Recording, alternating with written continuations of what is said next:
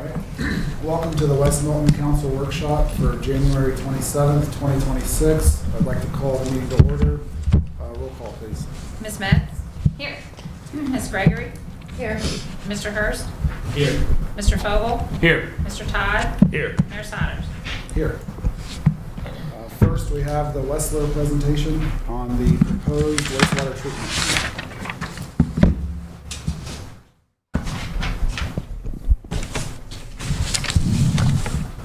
Well, thanks for having us, everyone.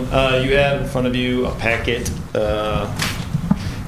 It's an excerpt from select pages from the PER, the larger PER that was submitted to the Ohio EPA on the wastewater treatment plant.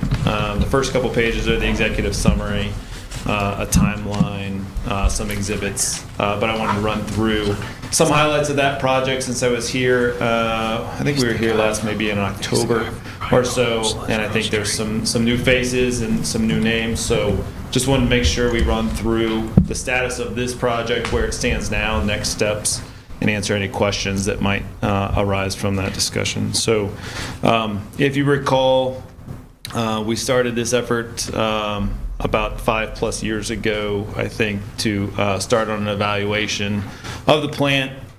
We've since submitted an initial tech report and then a formal preliminary engineering report or general plan to the Ohio EPA. That's the formal evaluation that's used through the Ohio EPA to request funds for funding for large capital projects, specifically the Water Pollution Control Loan Fund, which is the state revolving fund program for Ohio.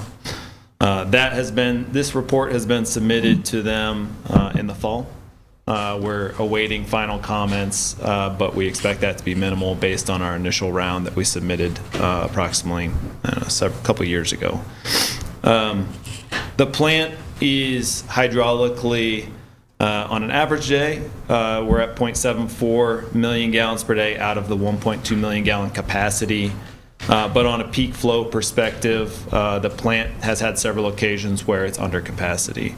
The rated peak flow capacity of the plant is around 3.4 million gallons per day. You're at 4.682, so you're exceeding there. And then there are also loadings, which is like how much waste is coming to the plant, how strong is the waste coming to the plant. That is also exceeded in multiple different occasions as well. Not to mention that your last upgrade at the plant occurred in 1992.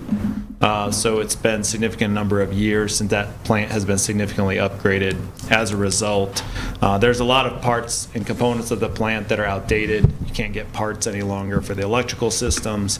There are a lot of tankages that are original to the 1965 plant. And not to mention, limits keep getting more stringent as years go by, and so it's becoming harder and harder to hit these stringent limits with the current technology some of it was based on 1965 technology. That's put us into the need to look at new upgrades for the plant.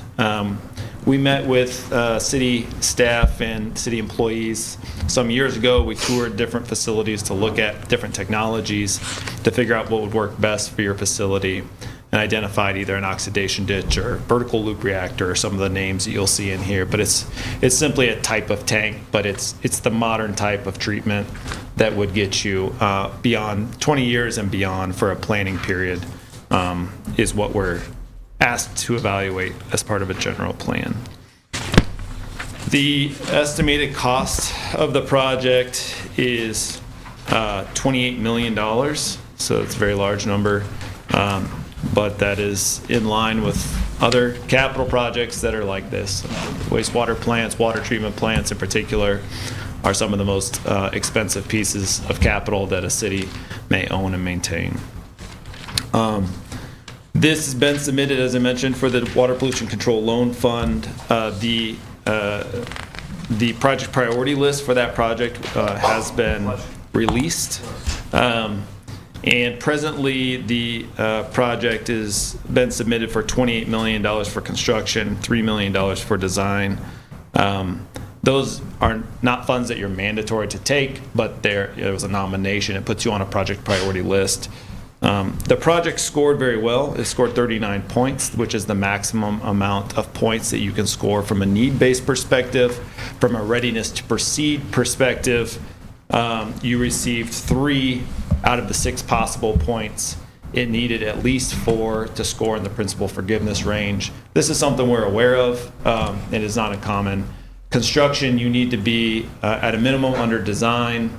You get another point is if design is complete, and you get a final point is if you have design complete and all permits in hand.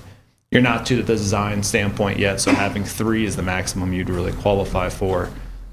What you're looking for under the design side is ensuring that you have the design funds in place to move this to the next level, which you were awarded. And that's a 0% loan through WPCLF that rolls into the construction loan when this goes to an actual project.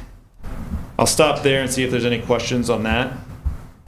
If none, I'll breeze through the next few pages and you can continue with your business. The next stage is a preliminary timeline. We're starting right now, as you can see on 2026 on the left hand of the page, where it should look like this if you're searching. And we're securing the WPCLF loan. That's, like I said, it's in process. That's just a matter of completing the paperwork to secure that loan when you're ready to move forward with the design. There is also probably another step that needs to insert in there. It's to an RFQ process to formally select the design engineer to move forward with that next step, because you would be, the scale of the design contract would require that. After that, design would begin. It would take about a year or so to design a project of this scale. From there, there's several events that occur, securing the permit being the biggest one from the Ohio EPA. That can take months, a very long time. And then eventually you get to the point of construction. By our estimates right now, we're looking at that to be around 2028 if you started this year on design. And it would take about 2 to 3 years maybe for construction to be completed. Any questions there? I've included, just for awareness, the next few pages are just some funding programs that are out there. I've highlighted in red in table 9.3 the 2 most common and probably most likely for your project. The WPCLF is the first one. That one is well underway. The USDA grant loan program is a federal loan program.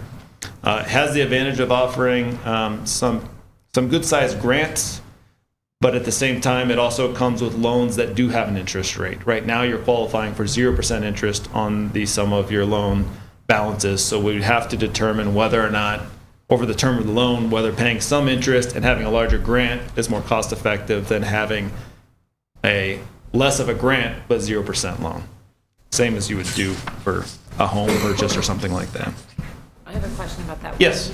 Will Westler be the ones to figure that math out? Yeah, we will work in concert with your rate consultant. I think you guys did a rate evaluation relatively recently. Is that correct? Until a couple years ago. Okay.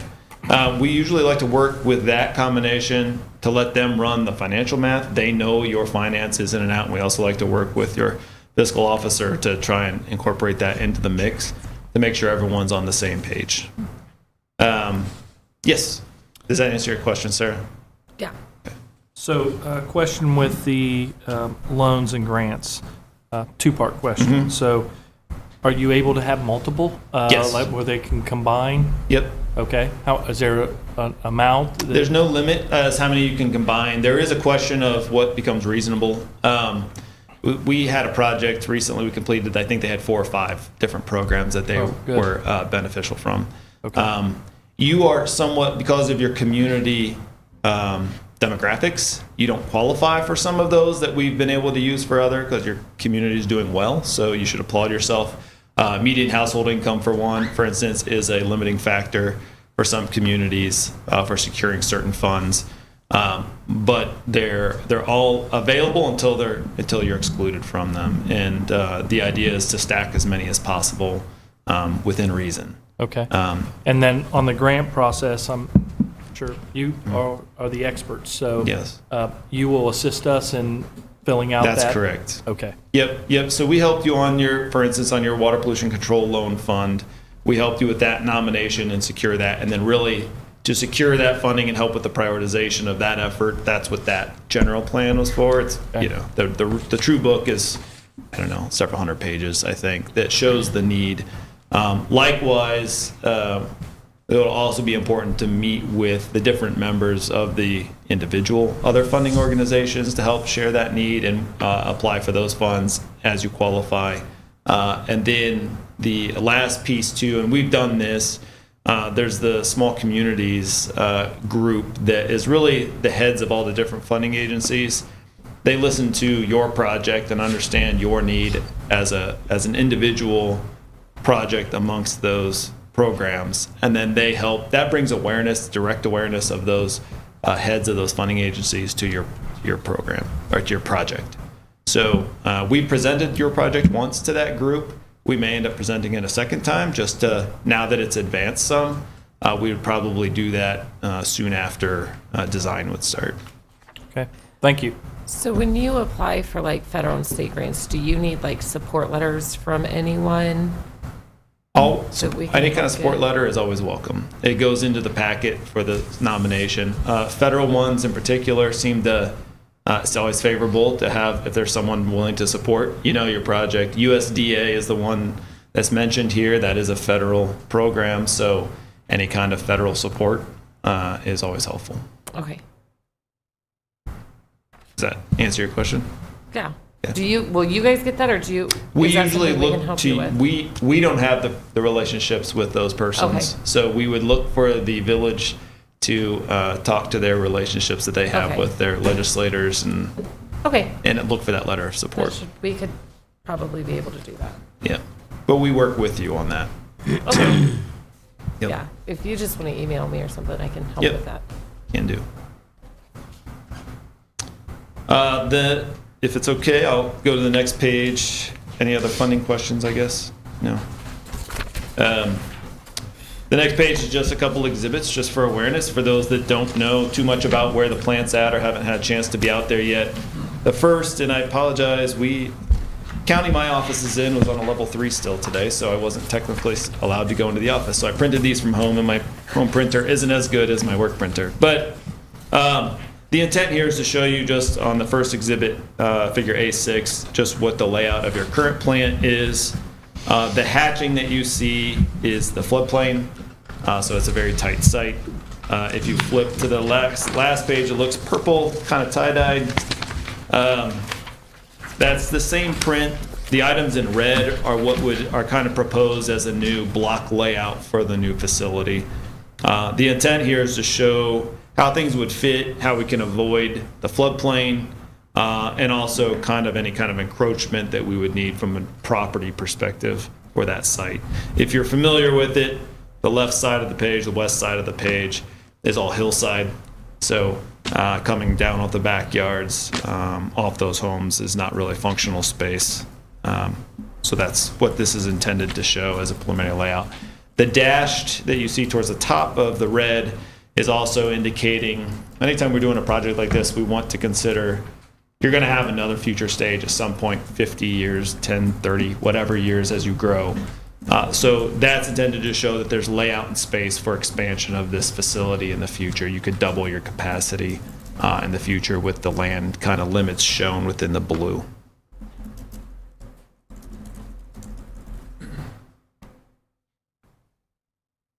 That's the highlights of where things stand, I guess, for consideration, I guess, in coordination with Jeff and, the operations team would be, your next steps in wanting to move forward with not only the funding, other funding opportunities, but also the design of that project. So yes, the next step include an agreement for you to do complete design? It would, I think, Lene, you weigh in here, but I bet an RFQ would probably be required given the scale of the contract. I would Sure. think so, yes. Yes. An RFQ and then, RFQ, then upon selection, yes, then Sure. a contract for design. we can do that. Thank you. So, are there any other questions? So that's the next step, is the RFQ, to put it Yep. out there for the design, and then Yep. selection of whoever, Yep. and then go from there. Yep. That's the and next then, step. And then the additional funding sources that, come along during that step as well. Okay, thank you. So would you, like, will we send the RFQ out to design firms and then, like, you would respond to that RFQ? That's as well correct. as other, okay. Yep. You have to publish it, same as you would publish any kind of public notice.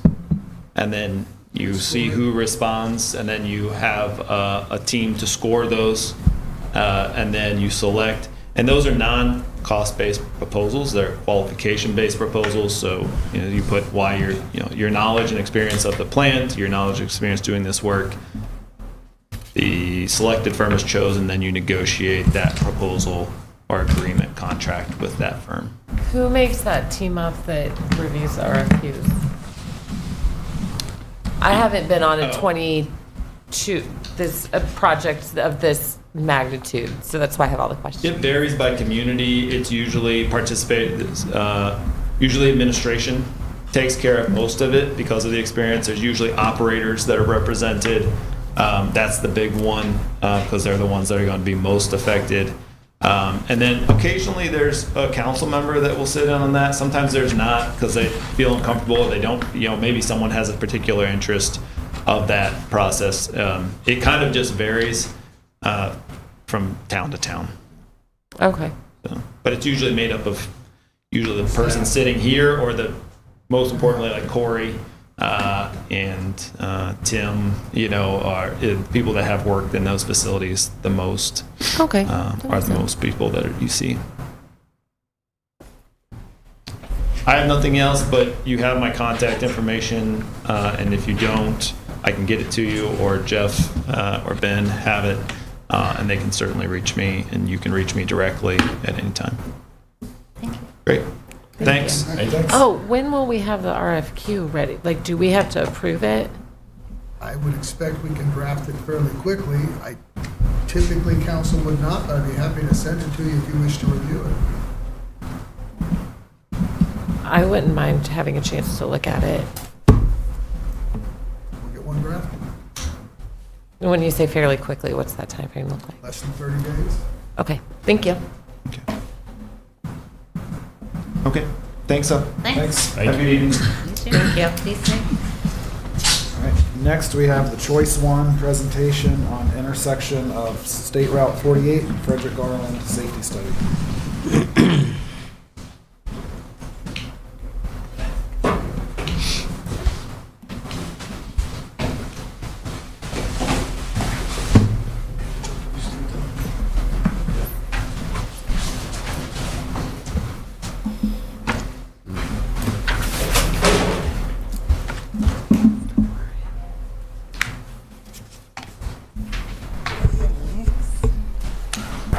All right, so real quick, for those of you that don't know me, I'm Derek Lersman with Choice One Engineering. We're going to talk briefly about the Frederick Garland and State Route 48 intersection. Thanks, sir. So, to start, kind of laying out a background, talk about some of the procedures and analysis we ran. Then I'll kind of turn things over to Mike and let him talk about some of our findings and potential next steps. Existing conditions, so as you guys probably are aware, this is a two-way stop-controlled intersection out here with Frederick Garland having a stop sign and free movement allowed on State Route 48. Traffic count-wise, State Route 48 runs about 6,400 vehicles per day, whereas Frederick Garland is about 1,900 vehicles a day. Frederick Garland, you're looking at a 35 mile per hour posted speed limit, and State Route 48 is a 50 mile per hour posted speed limit. I do want to mention this intersection has been a point of concern safety-wise for a while. I believe, if I'm not mistaken, that Ben has actually gotten the go-ahead from ODOT back in September to install dual stop signs at this intersection on the approaches for Frederick Garland. Also adding sign reflector strips. So did want to make sure that was a prior safety enhancement that has been installed. And like I said, this has been a safety concern for a little while. You'll see on the exhibit in front of you, that very first page is a stopping sight distance. So as far as most sight distance is concerned, we don't really have a whole lot of concern with the intersection. There aren't a whole lot of things blocking the view for vehicles at the intersection, but you'll see coming up for vehicles heading westbound on Frederick Garland, there is a little bit of a stopping sight distance issue. There's a vertical crest hill that kind of provides a little bit of influence on actually being able to see the stop sign approach. So that was an important thing to note. As far as crash history goes, we pulled crashes from 2021 to 2025 and found that there were 13 crashes that occurred within this intersection during this time. 54% of those resulted in injury, significantly higher than the state average for a two-way stop-controlled intersection. Thankfully, a lot of those were, minor injuries, but they were injury crashes nonetheless. With that high injury rate, it allows us to apply for safety funding through the state for this intersection improvements. Of those 13 crashes, we had 10 of those being angled crashes. So we saw a pretty significant pattern emerge. A lot of those angled crashes involved northbound vehicles on State Route 48 and westbound vehicles on Frederick Garland. Again, maybe hinting at issues with that stopping sight distance there. While none of these crash reports laid out vehicles deliberately running the stop sign heading west on Frederick Garland, there's clearly a very strong pattern that they're not yielding to the traffic on State Route 48, in particular the northbound vehicles heading into town. From a capacity standpoint, under these existing conditions, we don't see any issues. Everything operates at a level of service from A to C, meaning there's very minimal delay. You're not having a bunch of traffic queued up or backed up. I touched on, sight distance for the intersection. As far as vehicles pulled up to the stop sign on Frederick Garland, we don't see a whole lot of issues with them not being able to see vehicles approaching. You'll have, very small hindrances with like telephone poles, but again, we don't really see that being a huge concern or a major contribution to any crashes. With that being said, we really kind of focused on a couple short-term or long-term options. Like I mentioned before, we had learned about the prior safety enhancements to the two-way stop controlled existing conditions, adding that dual stop sign and the sign reflector strips. On top of that, some of the things we considered was an all-way stop control, installing turn lanes on State Route 48, installing a traffic signal at this intersection, or installing a roundabout. And I'll kind of hand things over to Mike from there. Good evening. Hello. So just picking up where you left off there, when we look at, some of the existing conditions and look at the traffic volumes and the crash data, it kind of points us in some different directions that we can kind of look at of how can we correct this issue that's going out there. Right now, statewide, there's a big push to try to maybe install more all-way stops throughout the state, especially at rural intersections, just as it being a fairly low-cost alternative to reduce crashes. All-way stops have been proven to reduce crashes, and they're very easy and quick to implement.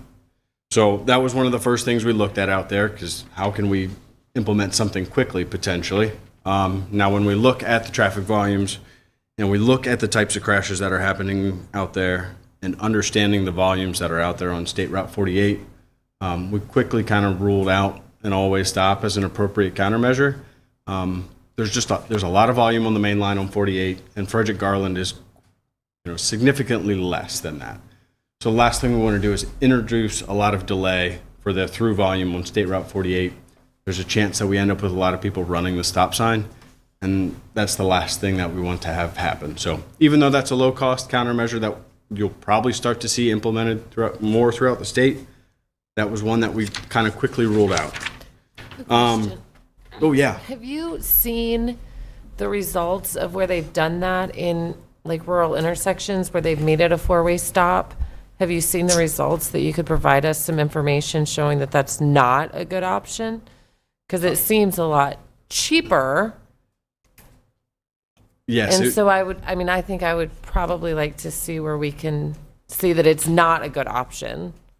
So great question. So there are some warrants that we can run. So with that traffic data that we collected out there, we can run it through, we ran it through some software that evaluates, those peak hours of the day and how many vehicles are going on State Route 48 and how many vehicles are on Frederick Garland to see if it meets those volume thresholds.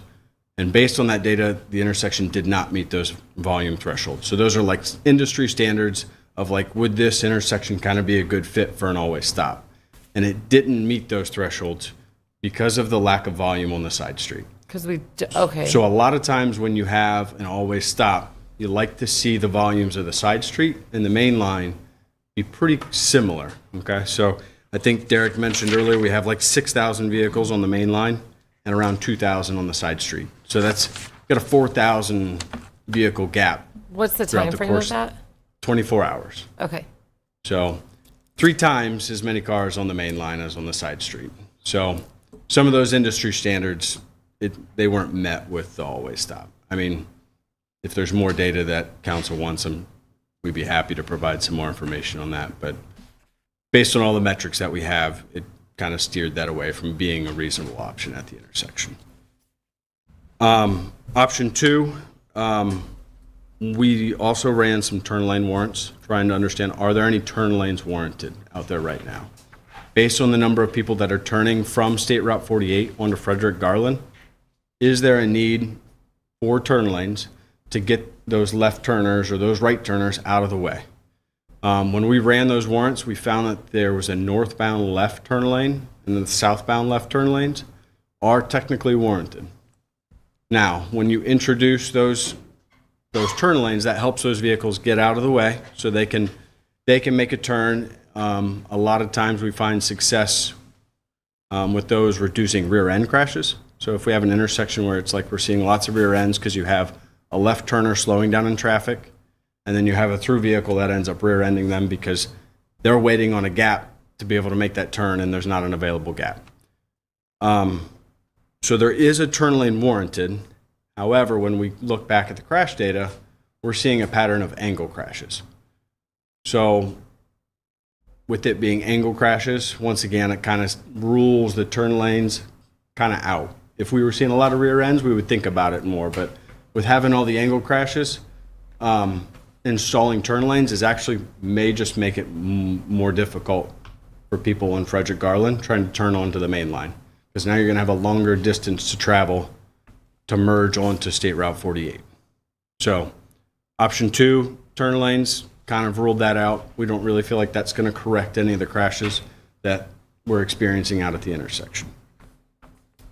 Next up, traffic signal. Evaluated the need for a traffic signal out at the intersection. Similar to these other two, there's industry standard thresholds that we run the traffic volumes through to see if they meet. And the traffic signal, none of those warrants were met. So we look at, during the course of 8 hours of the day, is there a need for a traffic signal? And the volume warrants told us no. There was not enough traffic on that side street on Frederick Garland to warrant the need for a traffic signal. And we looked at that for 4 hours and during the peak hour. So we looked at that through multiple periods throughout the day, all of which suggested that a traffic signal is not warranted. Go ahead. What about a flashing yellow and red on the stop sides where Frederick Garland comes in? Because we have that at Nashville. Yep. There at 571 and Frederick Pike. And I don't know what the difference is with crashes Yeah. at that site, but is that something that was also looked at or not? So that's a good question. Those like more passive lights, it's something that's really being debated right now in the traffic engineering world. There's not a lot of data to support, them, that there's a lot of benefit that they are reducing crashes. However, there are places that they've been implemented, and I think people feel that that they are helping. We have seen them, most recently implemented like the flashing light with like some of the all-way stops. And they'll put it up an overhead all-way flasher that just flashes passively. But like I said, there's a lot of debate around that because people feel that sometimes those passive lights that are just always flashing, people just kind of get immune to them. They get numb to them over time that they don't even realize that they're there. Yeah, understand. Yeah. I can think of a handful of traffic signals that have been placed throughout the state at like near firehouses that flash all the time. And I've gone through those places, and I would venture to guess that there's a lot of people that don't even recognize that they're there because they passively flash all the time. So, Say just one other thing on that. yeah. A good example, I think, of what you're talking about. So out at like Kessler Frederick and 571, those were a lot of blow-through accidents because of the way the intersection is. And the ones that we're talking about at Frederick Garland, those people are actually stopping. So it's like they know it's a stop, but then they're continuing on.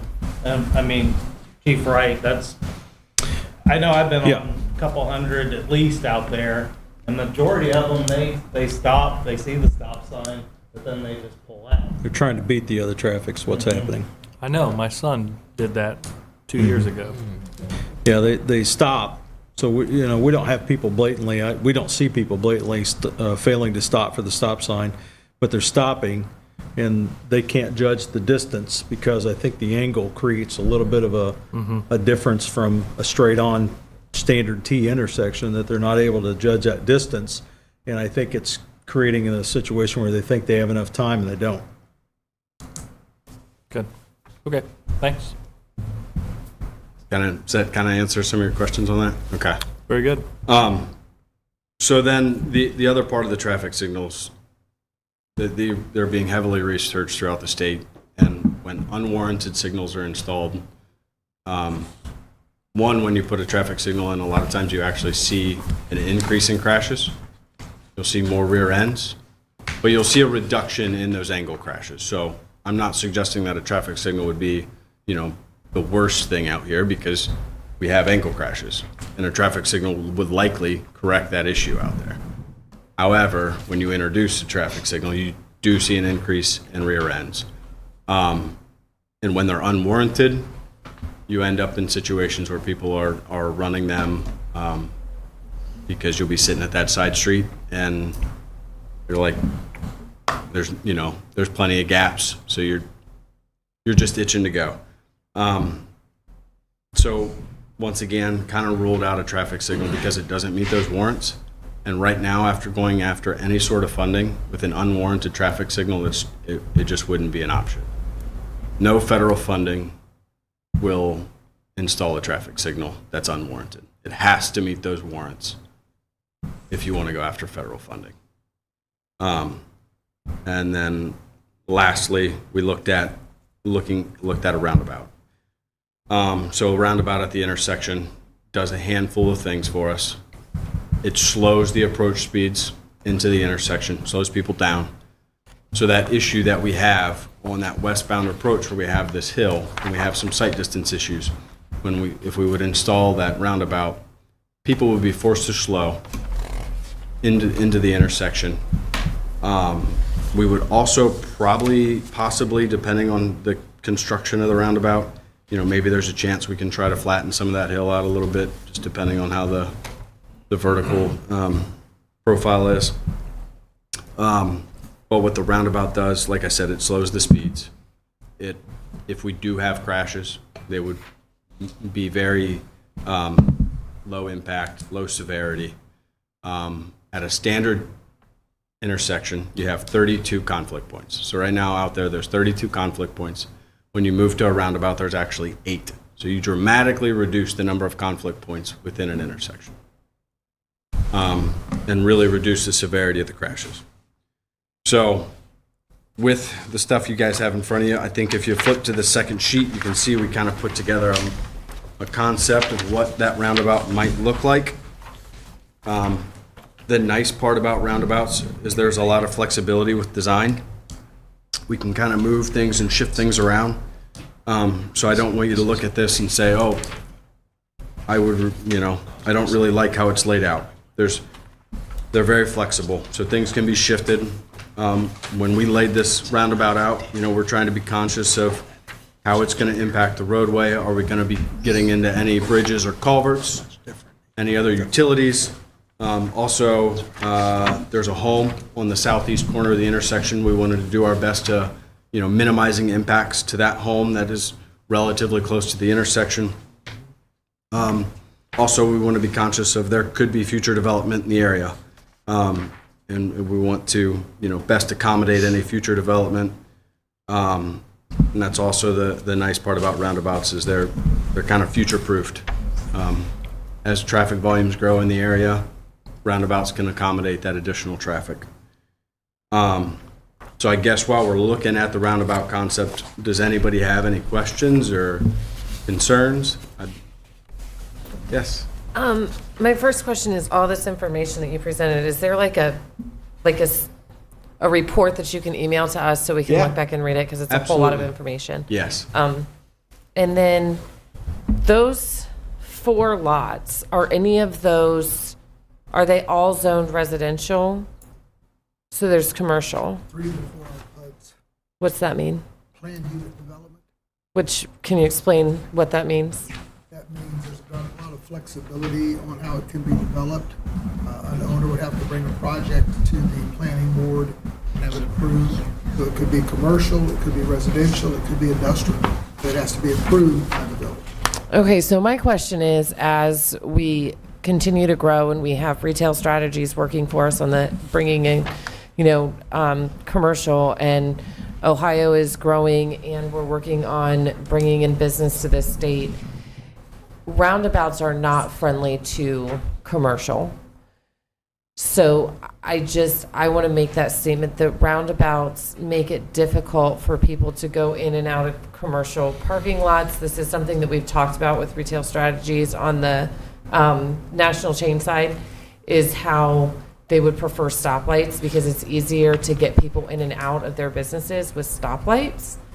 So I'm not against the roundabout. I'm not against the stoplight. I know that's a dangerous intersection. I have stopped there many times because I see my police officers getting out and people plowing through there. I get that. I just want to make sure that we're cautious of how we make that decision based on future use. Because if it does bring in some, a food chain or an industrial park or something like that, we want to make it easy for those people. They are more attracted to a stoplight over a roundabout. Just curious, what is some of the feedback you've received from some of these national chains about concerns with the I roundabouts? can get that information. I don't have like that. This is just from meeting with Retail Strategies, which is a consultant we've hired to help us bring in more national chains. But I'm happy to get some feedback from them, some like more data. But it's basically consumers will stop and see this and turn in. And when they're at a stoplight, they see the commercial. So they're more likely to turn in as opposed, and I'll get data for you, but they're more likely to turn in with a stoplight than with the roundabout. Okay. But safety is the number one concern. No, I totally agree. I'm not saying that. I'm just saying that this is something that I feel like we should take into consideration. With that point, Jeff, there's a home here, there's a home here, there's a home here with the barn, and this is the PUD, which is the one that's, if you're going south, that's open on the right before you get to Frederick Garland.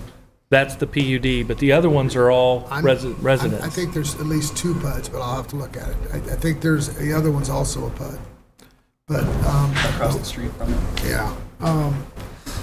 The one that the house is the closest, that's clearly residential. Yep, and then there's And one. then Garber, the one that Garber built, that house is further away. Yep. And I think that's R1 or R2, but the other two I thought, and I can look at the map, certainly the one to the northwest is the PUD. Yep. That house, I'm not sure is being lived in, and they've talked to us about developing it commercially and/or residentially.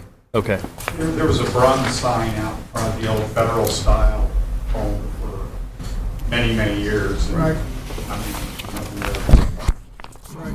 So while you're fielding questions, what about the roundabout and truck traffic? Because there's not much coming up from the sides, from east-west, but north-south, there's a fair, would the roundabout be sized enough for the truck traffic that goes there? Because when I'm in communities where they put one in, it's too small, and everybody's taking two wheels up on the edge, and there's, tire marks all the way around it, It seems like there's a sweet spot on being able to do it without everybody taking the vehicle. There are certainly situations where putting a roundabout in a retrofit situation where, say, you have any sort of right-of-way constrictions or maybe buildings that are up on corners that maybe sometimes you have to sacrifice on that, that diameter of that roundabout.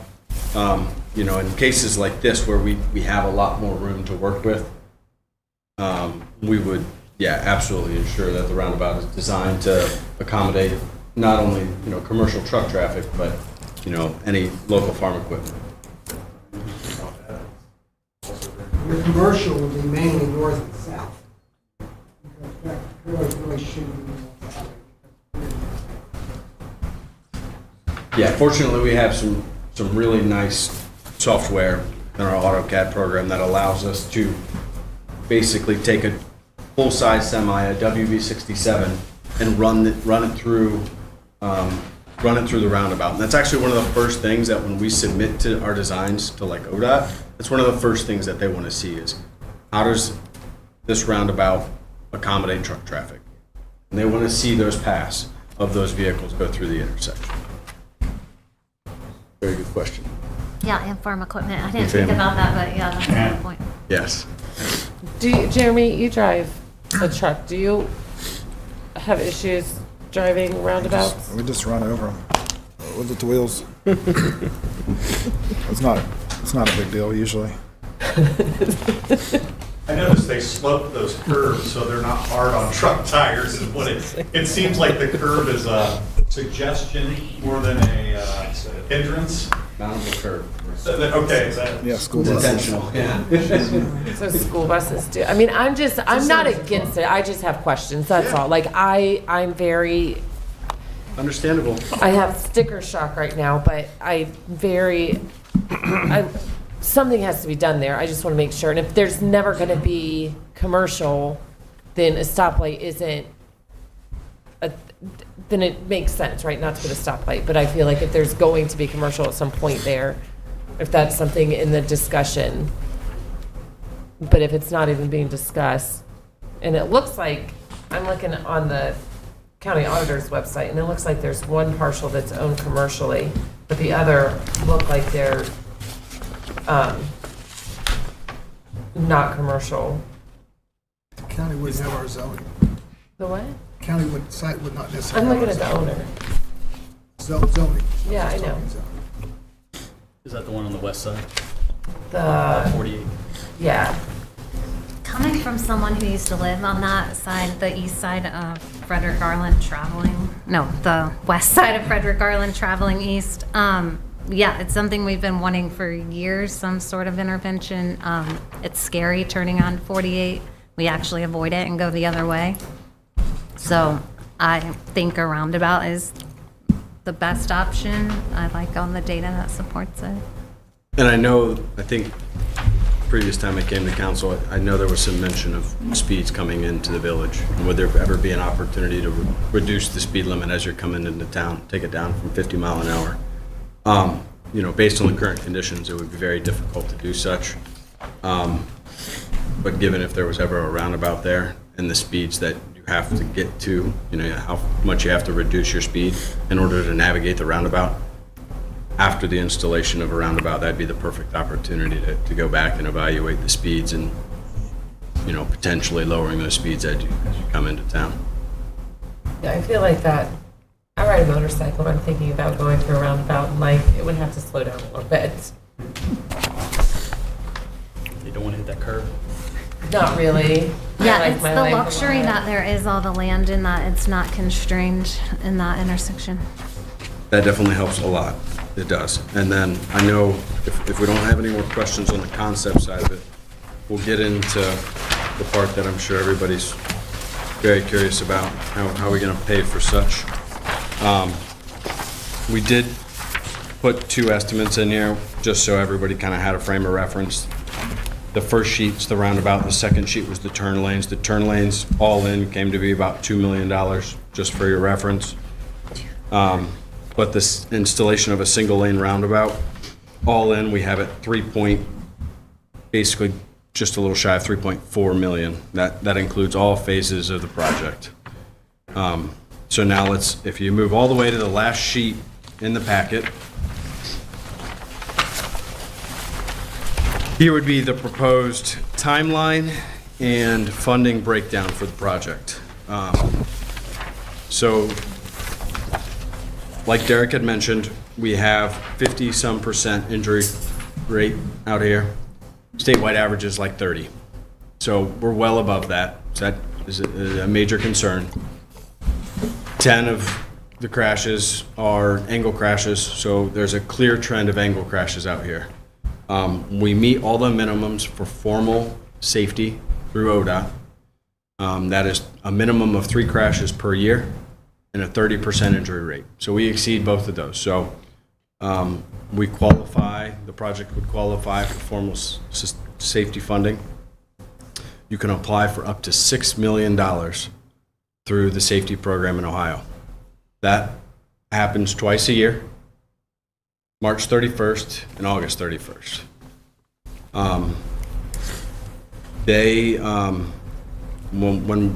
When we apply, if you would apply for the project, you can apply for all phases. So for design, right-of-way, utilities, and construction at a 90-10 match.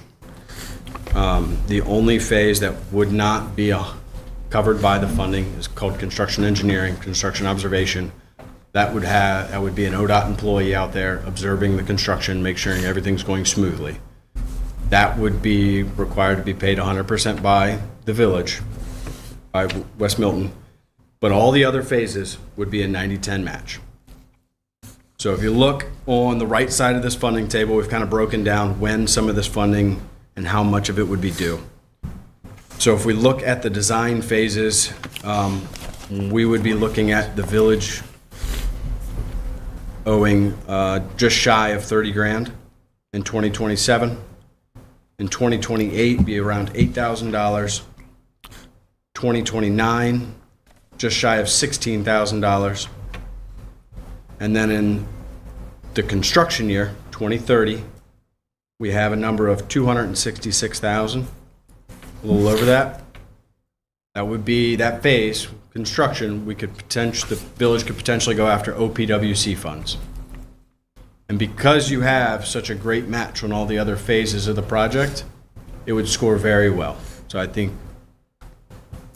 well, nothing's a guarantee. I think the project, you could feel pretty comfortable relying on the fact you could get OPWC money to cover a lot of that construction. And then you would have another just shy of $200,000 due in 2030.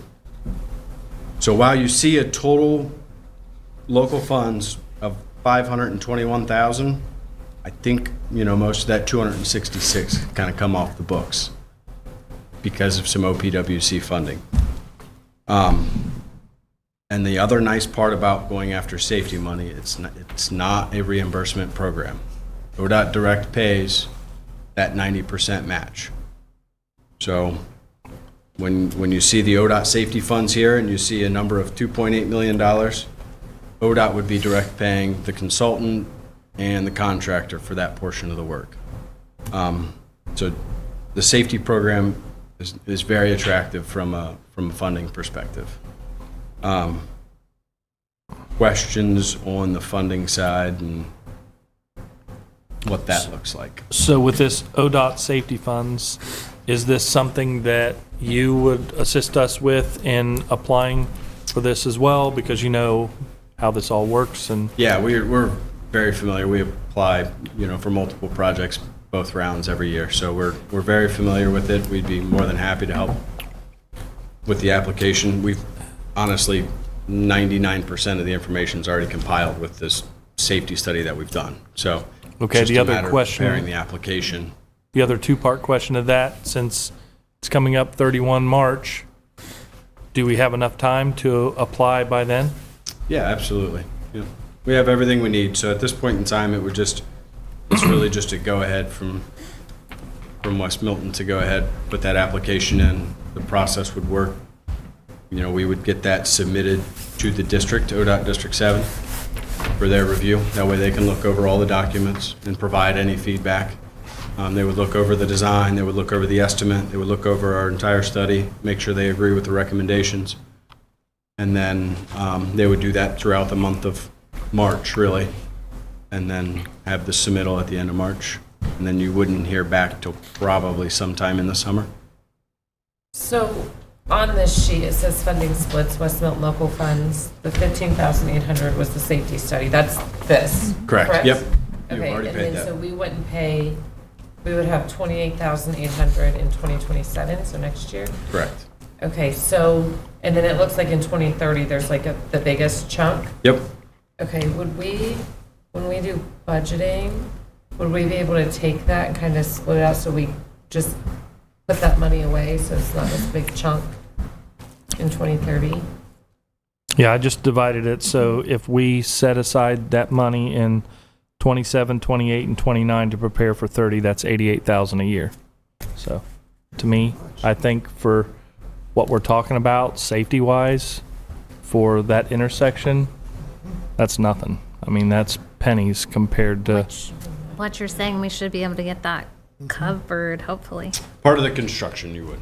So our cost is that Yeah. Just that. 521,370 Yes. on this last sheet. Our cost is up, so then it would be like 88,000 a year if we just planned ahead, which I like that idea because then when the budget comes, you're not going, well, right. we've got 200, I can't do math that fast. Close to $400,000 in 1 year that we have to take away from other places, kind of thing. And like he said, that could also have potential to be significantly less. Most of that 266, he was saying, could be covered in a construction Yeah. funding program. You said that the 266 could be covered under the OWPC, Yep, right? So OPWC, yep. we could not have to pay that whole amount as Yeah, well. that could potentially all be grant, potentially. We would get Kay involved.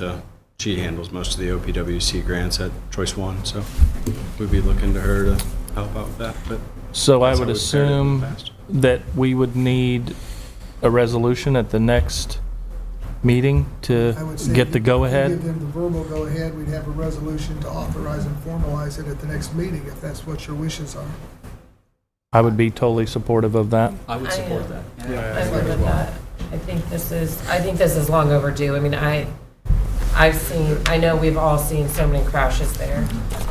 My question about the traffic lights was just, but from what it looks like, it doesn't, I mean, there's smaller lots, I don't know. Can you give us the information on the PUDs and stuff? So we can, What information on the PUD did you want? well, the Which information lot is- on which ones they are Sure, and. Absolutely. Yeah, how does that work, taking into people's property? Yeah, so anytime it goes through like the federal funds like this, there's a whole right-of-way process that has to be followed. And we even have it kind of spelled out in our estimate a little bit of the number of properties that we would be taking maybe a little bit of their permanent right-of-way, physically buying property from them, but then we would also have some temporary takes, right? So where we're just doing some grading, to tie back in, we would be reimbursing the property owner for any of the disturbances to their land. And that all has to go through the federal process. It's not something we do at Choice One that gets hired out by a separate right-of-way acquisition consultant, and they would work directly with all of the property owners and negotiate those fees And that's all included in this cost? Okay. Yes, that's one thing that really separates the safety program. When you look at a lot of the other funds that are throughout the state of Ohio, you'll get like the 80-20 match, but it's, maybe only for the construction portion of the project. This one is very unique in that you get right-of-way design, you get all of those phases to be included. And then I know when Westler was here, they were talking a little bit, or somebody had asked the question about letters of recommendation. I think if local PD would like to write a letter of recommendation or a letter of support for it, I think that is always beneficial to include with the safety study. Absolutely. If you need other help with letters, just let me know. I'm happy to help.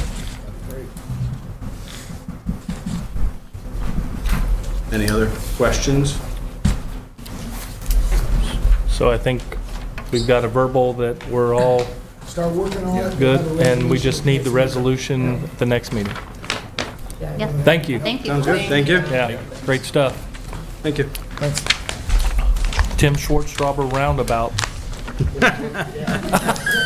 Can you throw in some landscaping and make it really pretty there for us? That would be really, A fountain. Yeah, you always have. Now you want to increase the budget. no.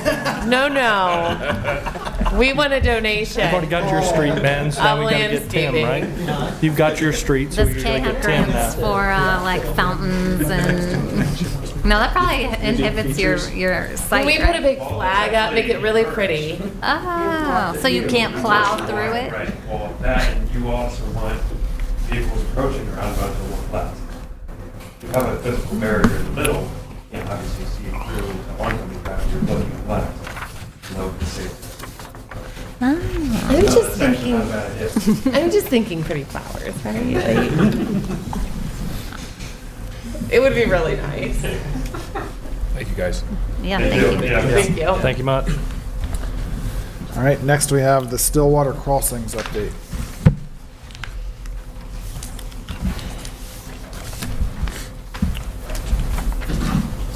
Well, good evening, everyone. It's good to be with you this evening.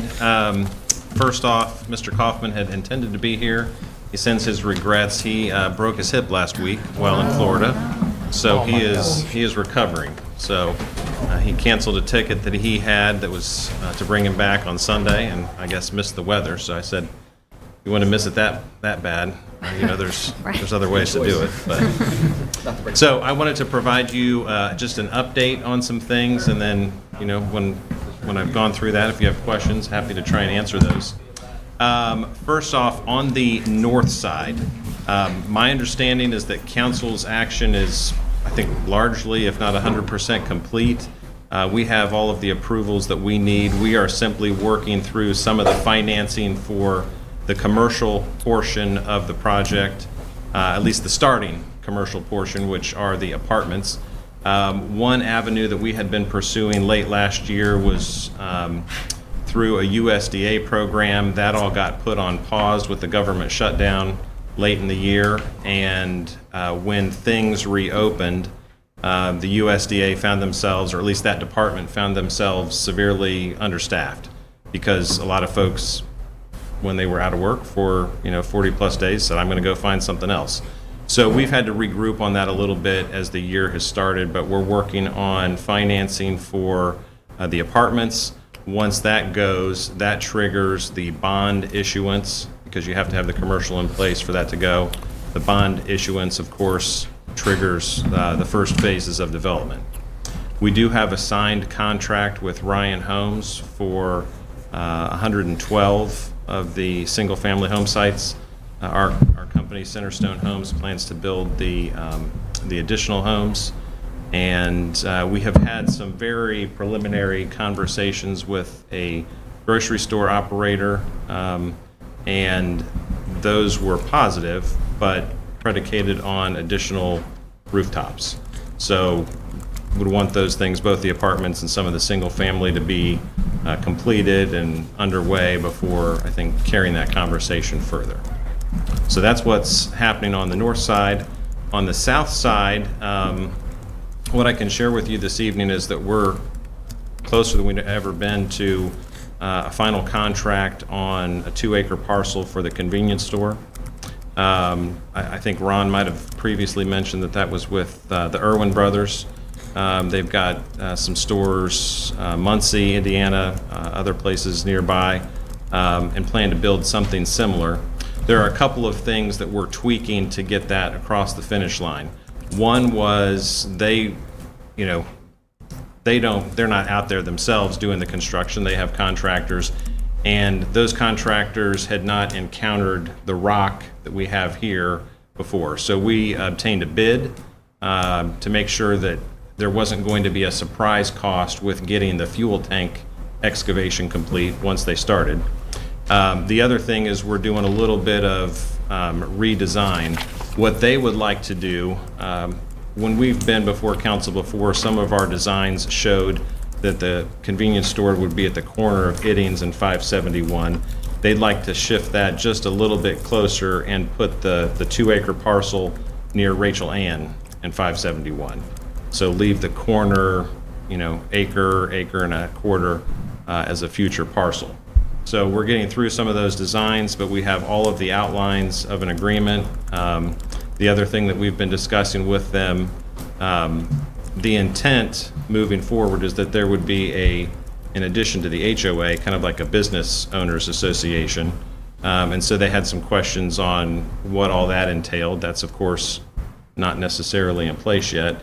The main idea there is that if there was a retail center in the future, a restaurant and the convenience store, that those areas, there's just an understanding how those are kept up, how snow is removed in an event like we had this past weekend, landscaping, some of that shared maintenance. So we're working on a couple of those final details with them, but we expect that to go soon. I would say within the next 30 to 45 days, we hope to have that contract finalized and signed. And then from there, it will be up to their team on construction. And certainly when we have those details, we would share those. But that's exciting for us, so we're looking forward to that. And I think the feeling is that once one of the dominoes falls, then that would trigger some other things to go. Certainly more commercial users would be a benefit to kicking off some of the retail centers. I actually had a phone conversation today with Scott from Buckeye Burger, because we've mentioned that before. He's still very much interested. He was pursuing some SBA lending, which kind of fell into the same thing. I think their department is more robust and has personnel to help handle it, but he was in the midst of that when the shutdown happened and has to kick things back off with them as well. So those are some things we're always working on it. I know if you drive by and you don't see it, it's like, well, what's happening out there? I certainly understand that. I think many of you know already about the change with Story Point and Randall. We have had some, again, very preliminary conversations with them about continuing on with the villas at a point when they're ready, but that's all. I mean, nothing in writing from them at this point in time. So, are there questions you have or things that I can answer? Yeah, Scott. Okay, thank you. Yeah. Happy New Year to you. Thank you. You too.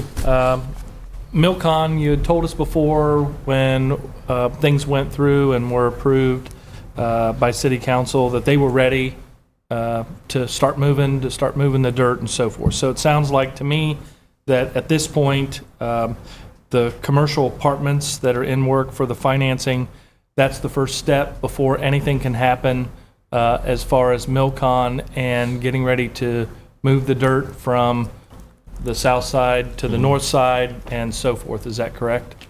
Yeah, I think one of the things, one of the questions that had come up before, well, if it's just a matter of moving the dirt, why don't you just move it across the street now?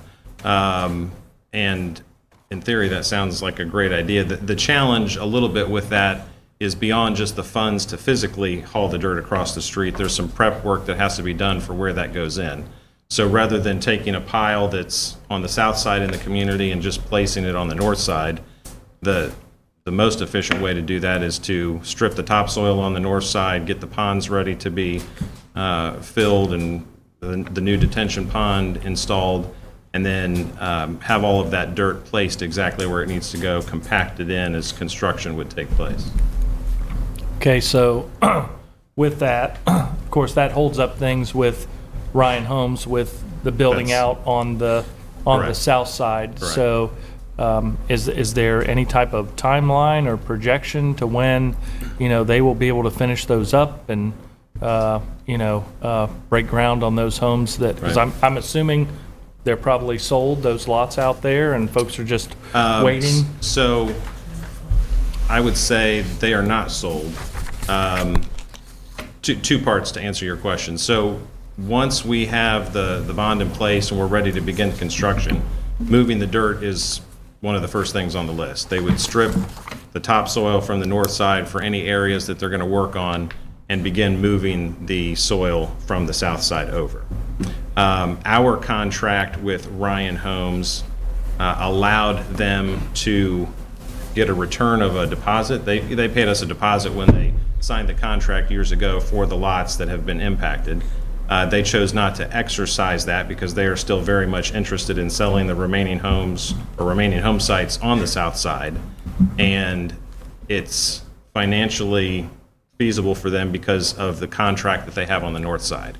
If they had to cease operations and then come back to sell, I think it's 15 or 16 home sites, that might have been a different scenario. But because of the work that they have on the north side, whenever we kick off, they want to sell those. And so at this point, where we would be is that they still have a contract with us to purchase those. Right now, those are still in Stillwater Crossing's name. And so there's not a homeowner that's waiting. I mean, I'm sure there's some that would like to sign a contract and move in, but nobody that's, oh, wow, I signed a contract 6 months ago, when's my house going to start? Okay. They just paused. They put those on reserve in their system, so they were not sold. Okay, thank you. With the cottages with Story Point now taking the ownership, so you said is that like delayed or like on hold right now? Pending? Well, certainly delayed from the time frame that we anticipated to construct them in for Randall.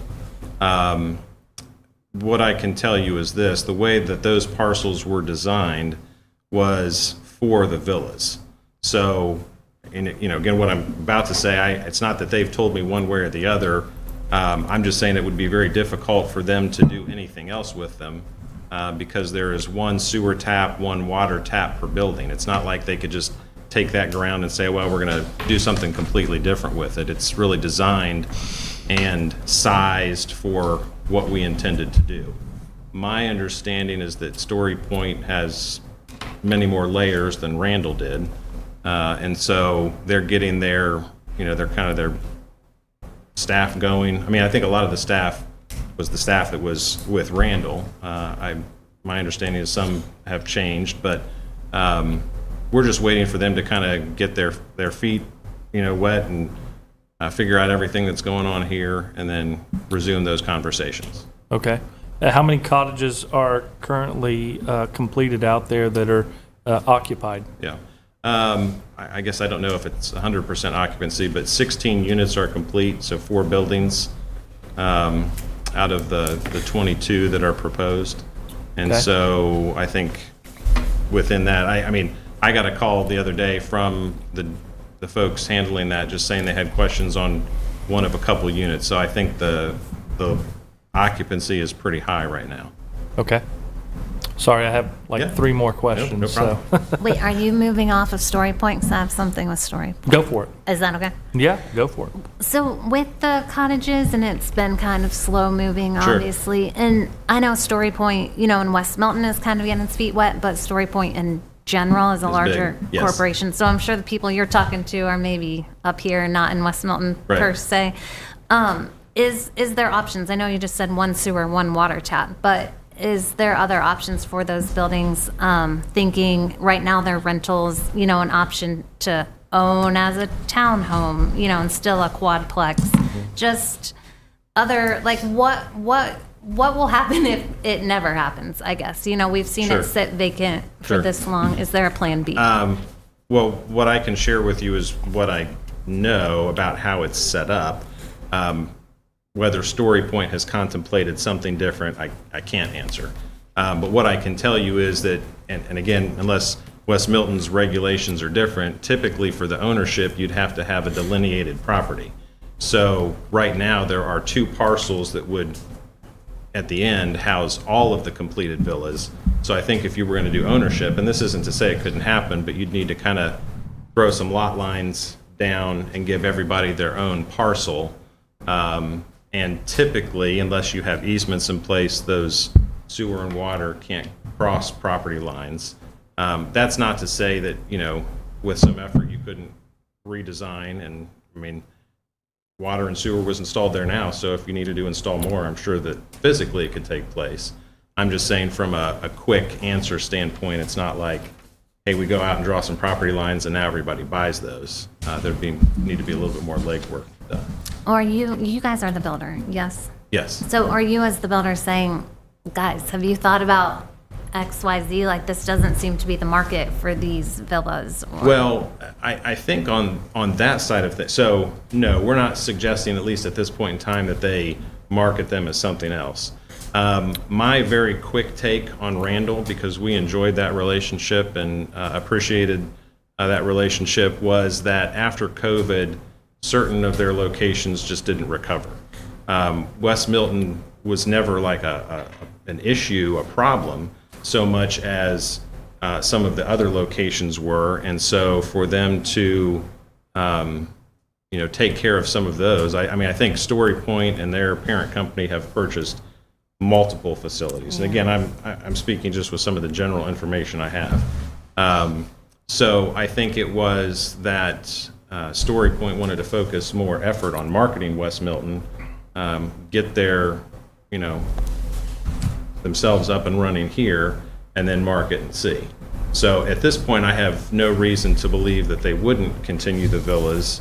I can tell you right now, we are not maybe guaranteed to be the builder because the contract that we had was with Randall, not with Story Point. So I mean, they could pursue something else. I feel like we've got as good a shot as anybody because we already know the plans, already know the contractors that built what was there. But could they do a redesign? That's certainly possible. And if that's something they wanted to pursue, we would be happy to have that conversation with them, because that might be beneficial if the square footage and unit makeup that they had wasn't working. That might be an easy first step before they considered selling it to do something different. Yeah. Okay. Well, thank Yeah. you. I just Yeah. know that's one thing lacking in West Milton is townhomes. Right. Something that you own, but Right. have that HOA or the maintenance free. Right. Okay. Thank you.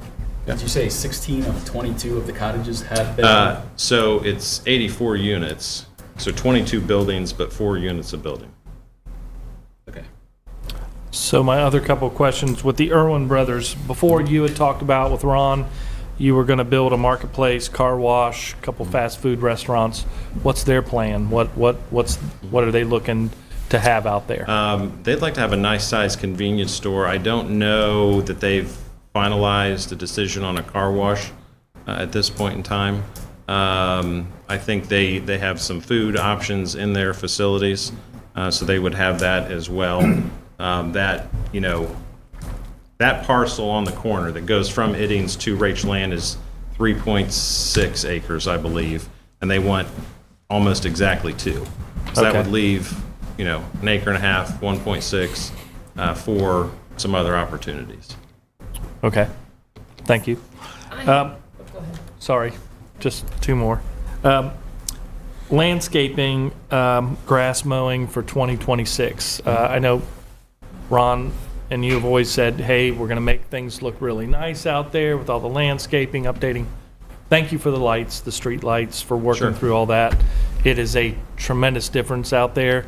I drove out there the day that the lights were turned on, and it's like a whole different neighborhood. It's amazing. So thank you. I'm sure the folks love it, and safety-wise as well.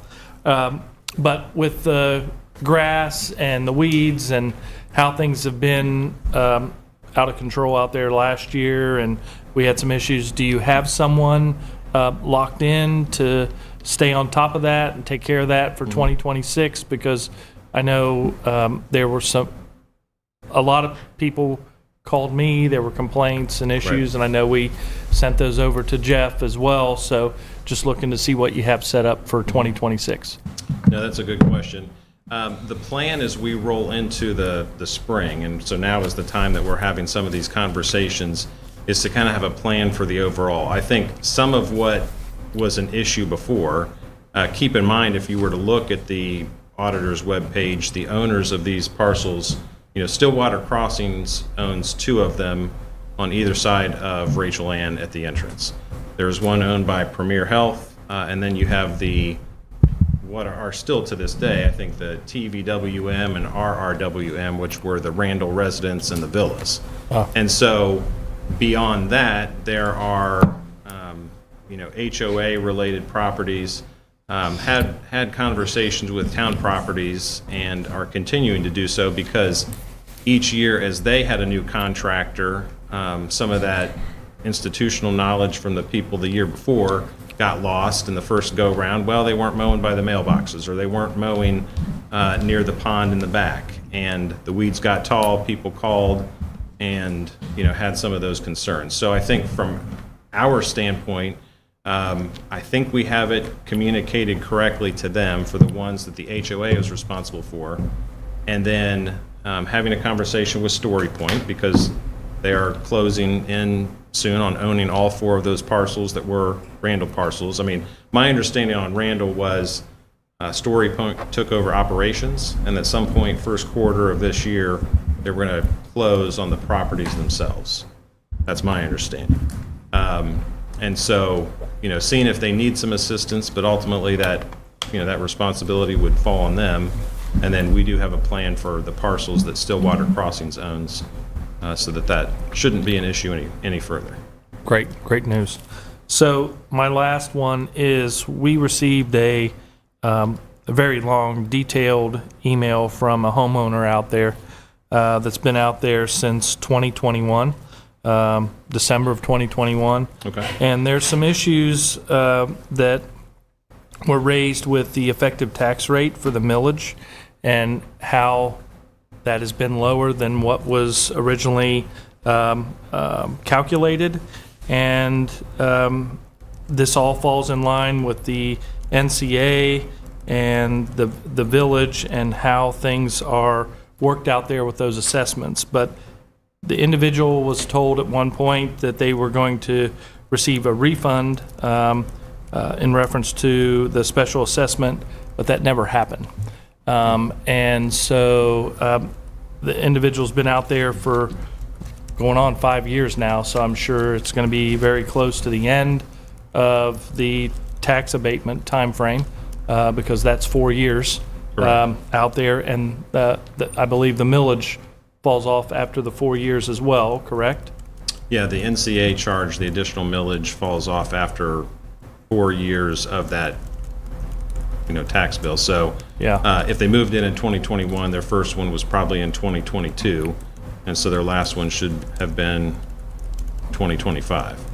Okay. So, as far as a refund, I'd need a little bit more information. I mean, I didn't speak to somebody and tell them that they were getting a refund, but maybe they heard that from somebody. I'd be happy to help assist with that. Okay. There was a lot of detail in this. I'm just trying to kind of synopsize this to make things easily understandable. Maybe it would be best if we all received this.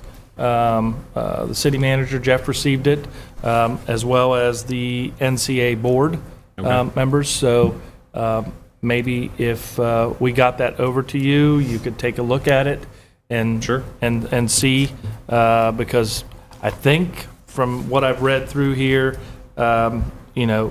the individual and other individuals out there could ultimately be receiving some type of refund over the time.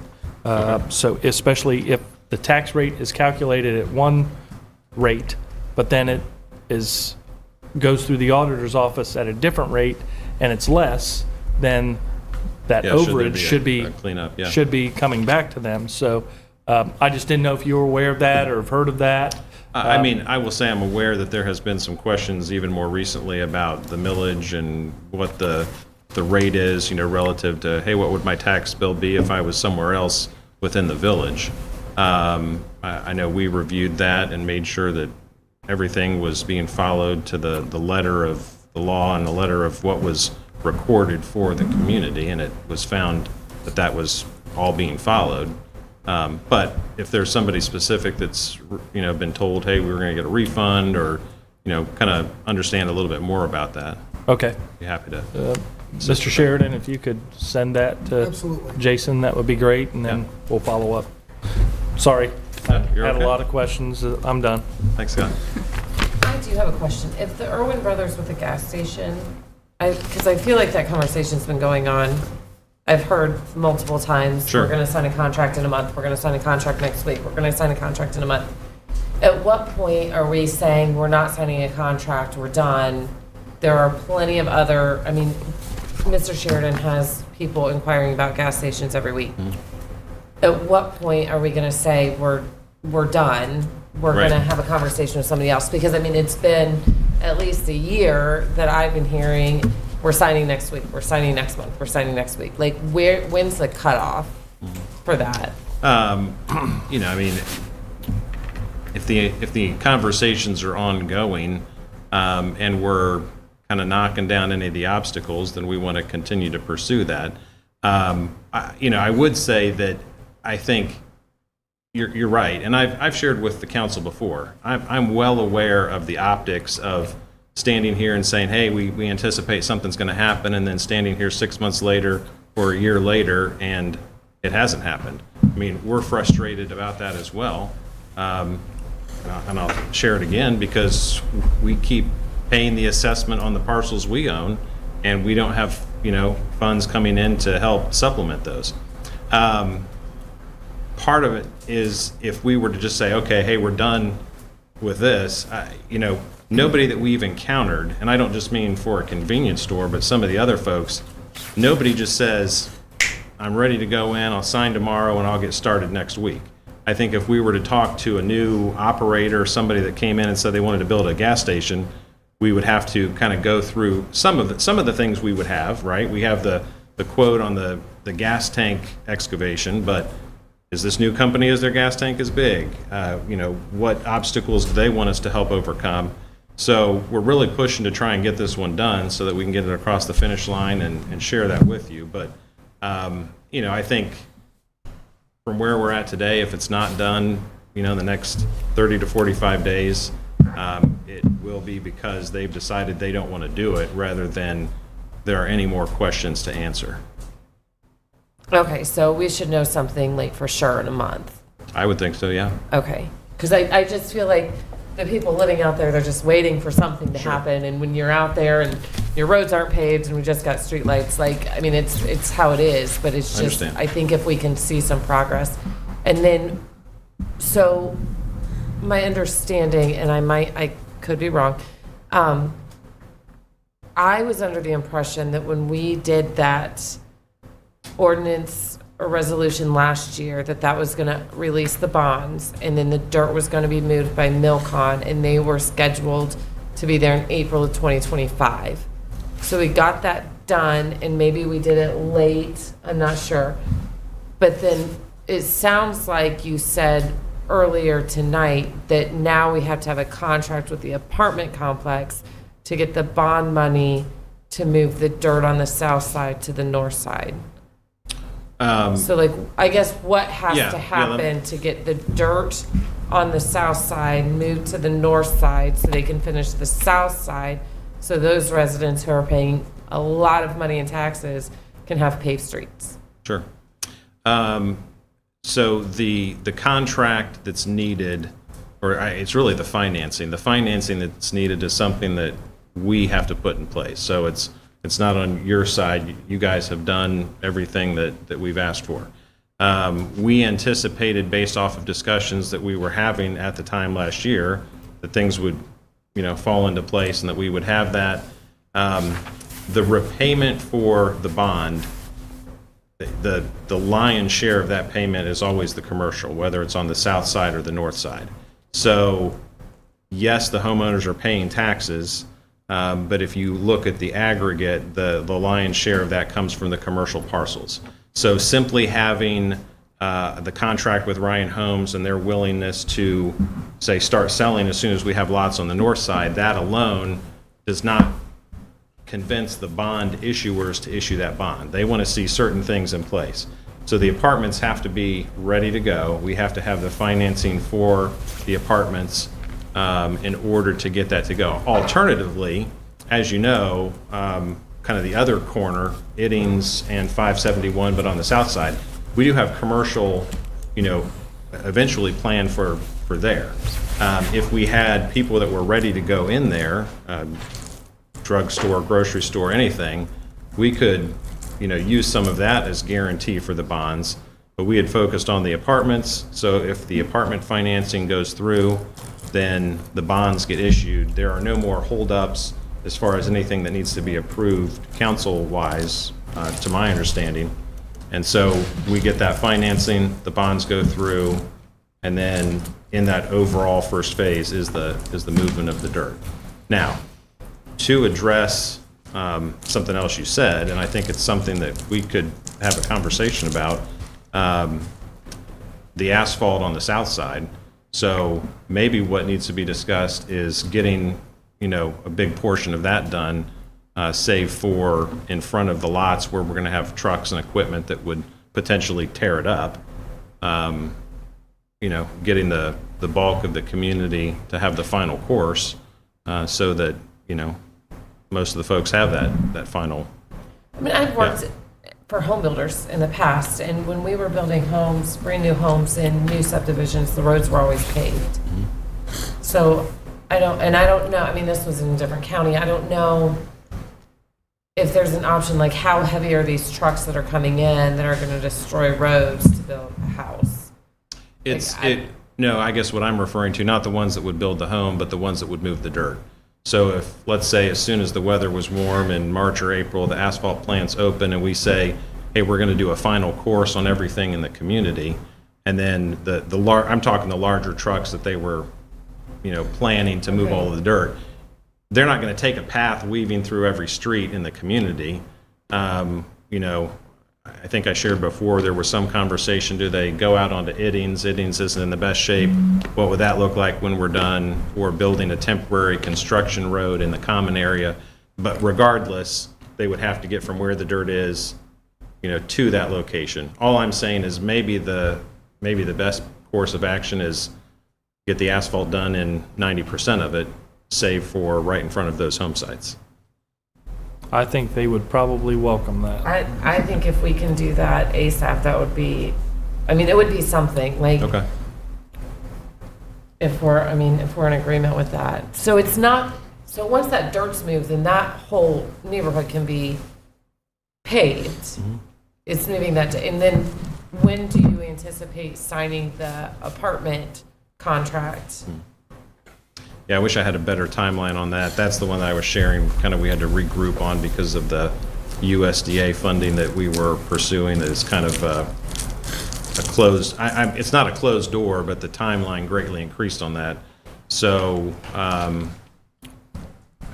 again, I'm hopeful that it happens in the next 3 to 4 months because we have had some, conversations with the team that was helping us obtain that in the first place. But I can share more after we have, our next meeting with them, which is scheduled for next week. Okay. Would you be able to kind of identify the areas of the subdivision that can be paved? Sure. That would be. Yeah. Does that make sense? Yeah. Yeah, I think that would be great. I think it's a step in the right direction. Right. Things are, slow, obviously, but Sure. we're making a teensy bit of headway and moving things along. Sure. Thank you. Thanks for the updates. Yeah. Any other questions? Okay. Thanks, everyone. Thank you. All right, next I'll need a motion to go into regular session. Mayor, I'll make a motion to go into regular session. Second. Roll call. Pursuant to. It's just regular This session. is regular. Just regular session. Thank you. Ms. Metz? Yes. Ms. Gregory? Yes. Mr. Hurst? Yes. Mr. Fogle? Yes. Mr. Todd? Yes. Mayor Sauders? Yes.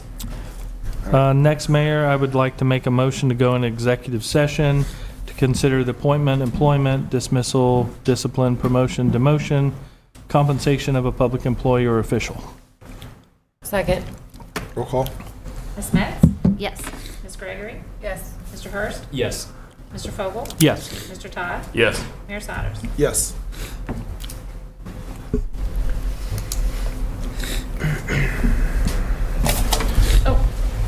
We're coming back. Yeah. It should be Don't go anywhere, we're coming a back. short executive session, and then we're coming back, so.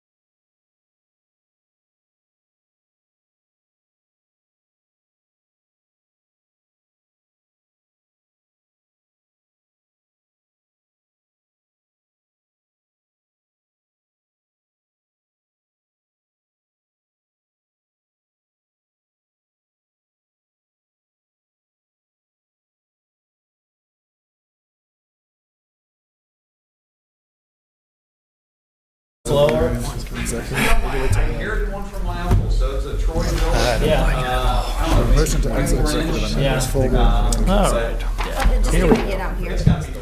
Oh, Yeah.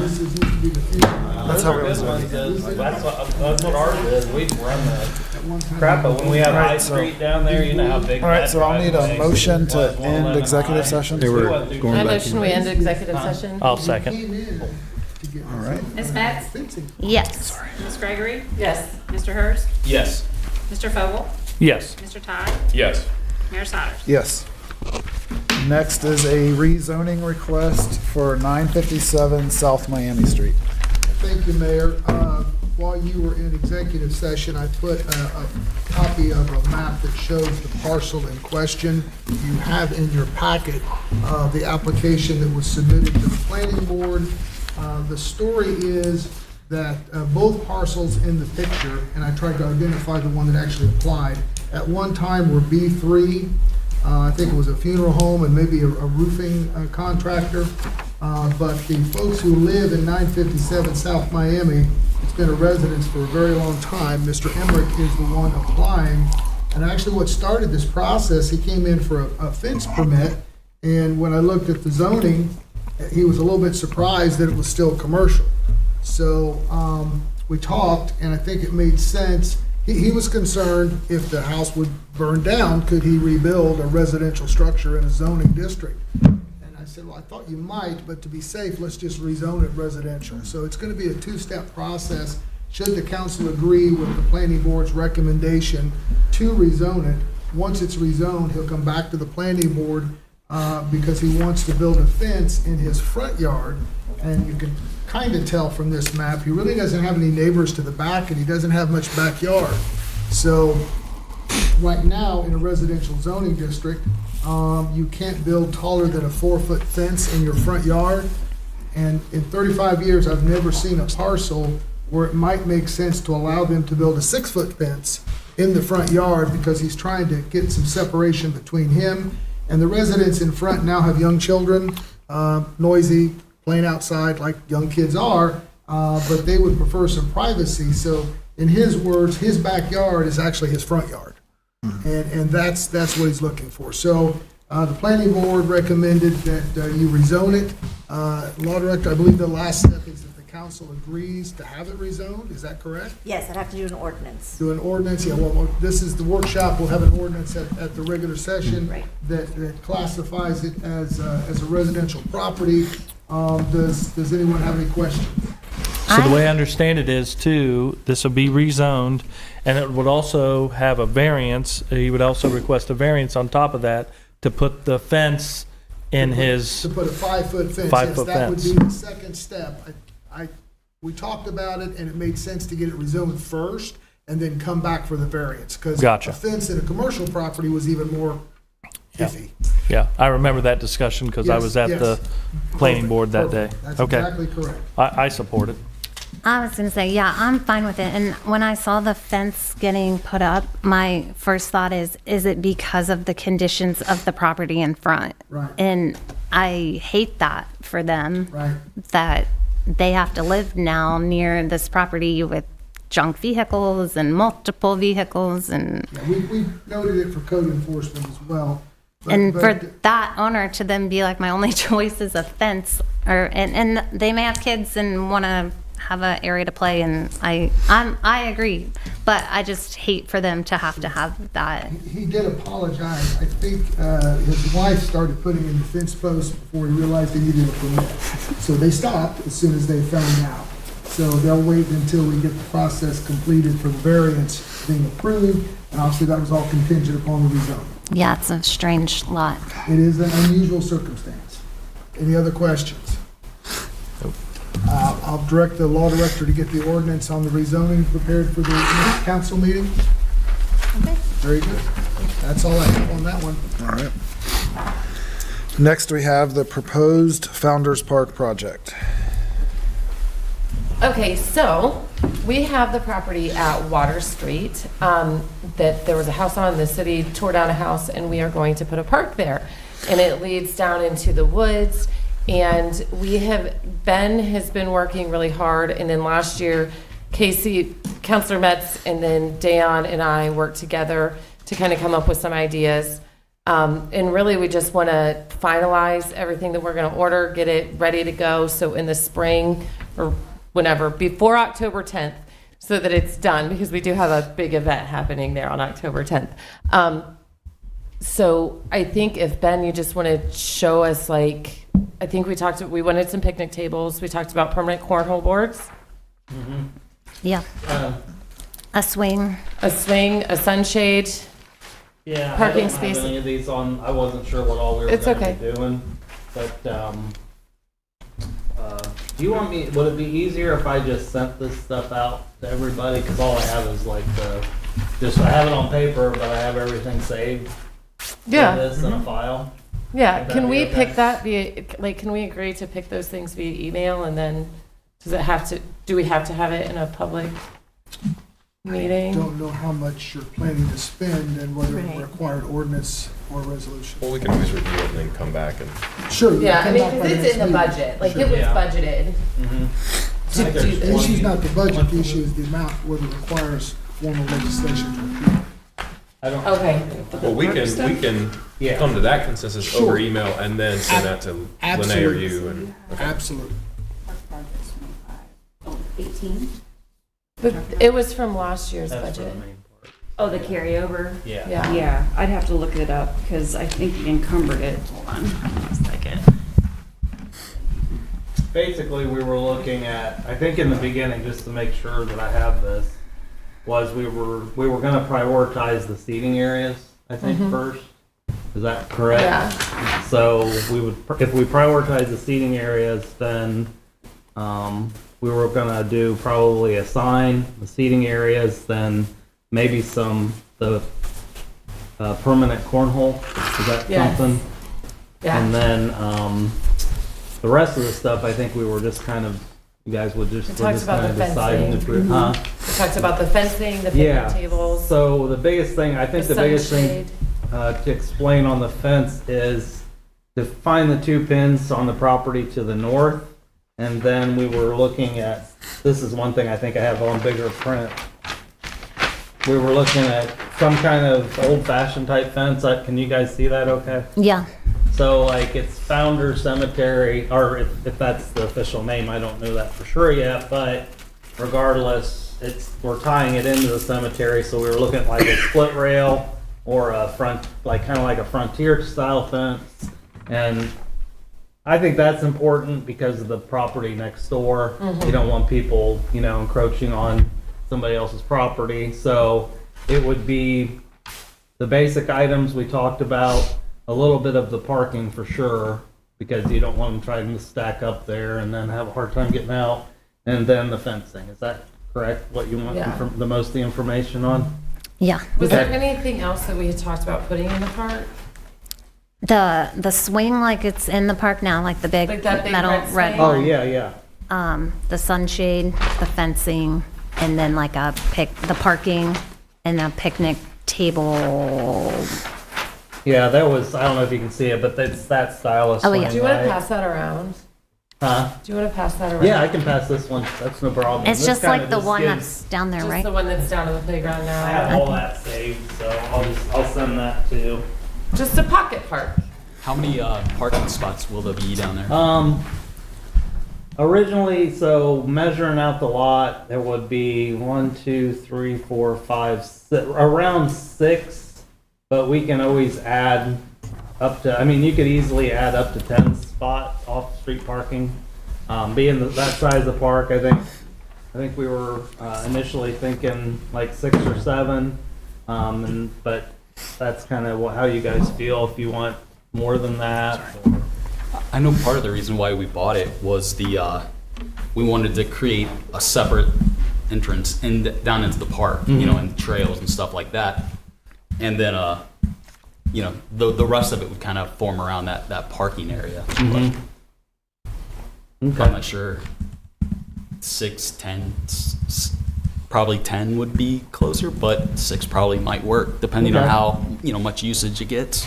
We've got plenty of room to do that, so adding some more parking spots would not be a problem. So there is the entrance down into the park, and are you gonna do, because the new entrance to the park is there now? And so Yeah. that, okay. So are you also gonna do like a fence around the same fence around the cemetery? Yeah, we could match that. The only issue is the cemetery where the pins are at.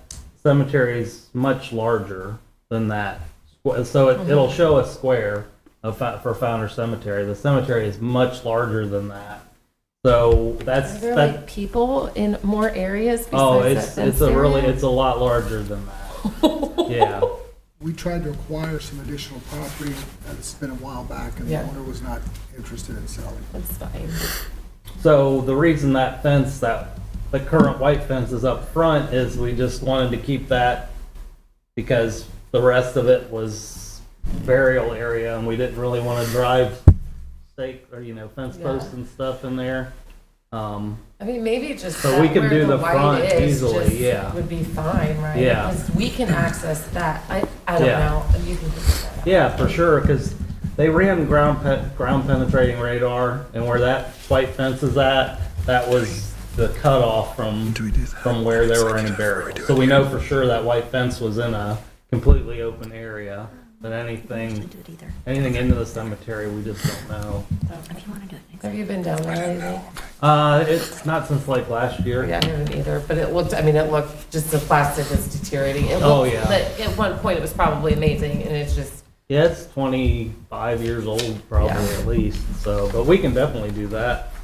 I'm curious, the lot, since those trees are there and stumps are there, it's not very level. Is that a lot of work to, is excavate the right word? I don't know, to make the land Level it. flat?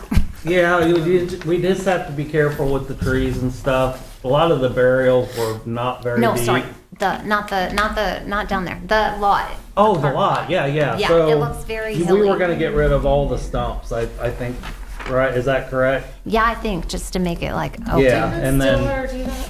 huh? I feel like Stillwater did that. Did they do Did they, I think they might have got rid of those. They might be gone, it's just, when you drive by, look, it's, Yeah. hilly is not the right word, but uneven, very, Yeah, very it could use some undulating. grading, Thank you, sure. yeah. I didn't know if that is a lot of cost. I mean, something to grade that, we would probably have to get a small dozer, just because a rubber tire backhoe just doesn't grade like that, because it shifts up and down. So that would mainly be we'd have to maybe rent a small dozer to do that, or have somebody that already has it do it. Okay. So send what, So what does everybody else want? I mean, there's 6 of us here. What does everybody else think if we do that fence, the swing, like 2 or 3 picnic tables, 10 parking spaces, and a sunshade? Would it And- make sense to come back with a final proposal on some numbers, including the other changes that you're talking about, and then go from there? Or not? I mean, I'm trying to, I don't know. Because the price tag right now is what, 40K? I don't know if it's that high. I mean, would Well, I we think be it's what able it to, was, like- right? 40K? That's what that said. I don't have the price sheet, I think it's going around, It was but, 40. Yeah, 40. Okay. yeah. you got numbers. Oh, the And that was budget. budgeted for Oh, not the That's price. the previous budget, Yeah. not year. necessarily- That's a budget we have. That's the budget, not necessarily with the cost of everything he's. But I mean, I guess if you could do it, Thank you. like what we just talked about, and then send us like would it be a resolution? I believe it'd be a resolution. And we would just do the resolution, you could send it to us with like what you're putting in, and then we just agree, right? Whatever you want, yeah. Bless you. I'd be fine with that. I'd like to see a final. Yeah, I'd like to see the final. I won't do anything till like after you have a chance to look at it, and then everybody says these are what we want, because there's different variations and stuff that you can do. And then after everybody's happy, then we'll just get it coming. I'm also worried because the pricing will go up.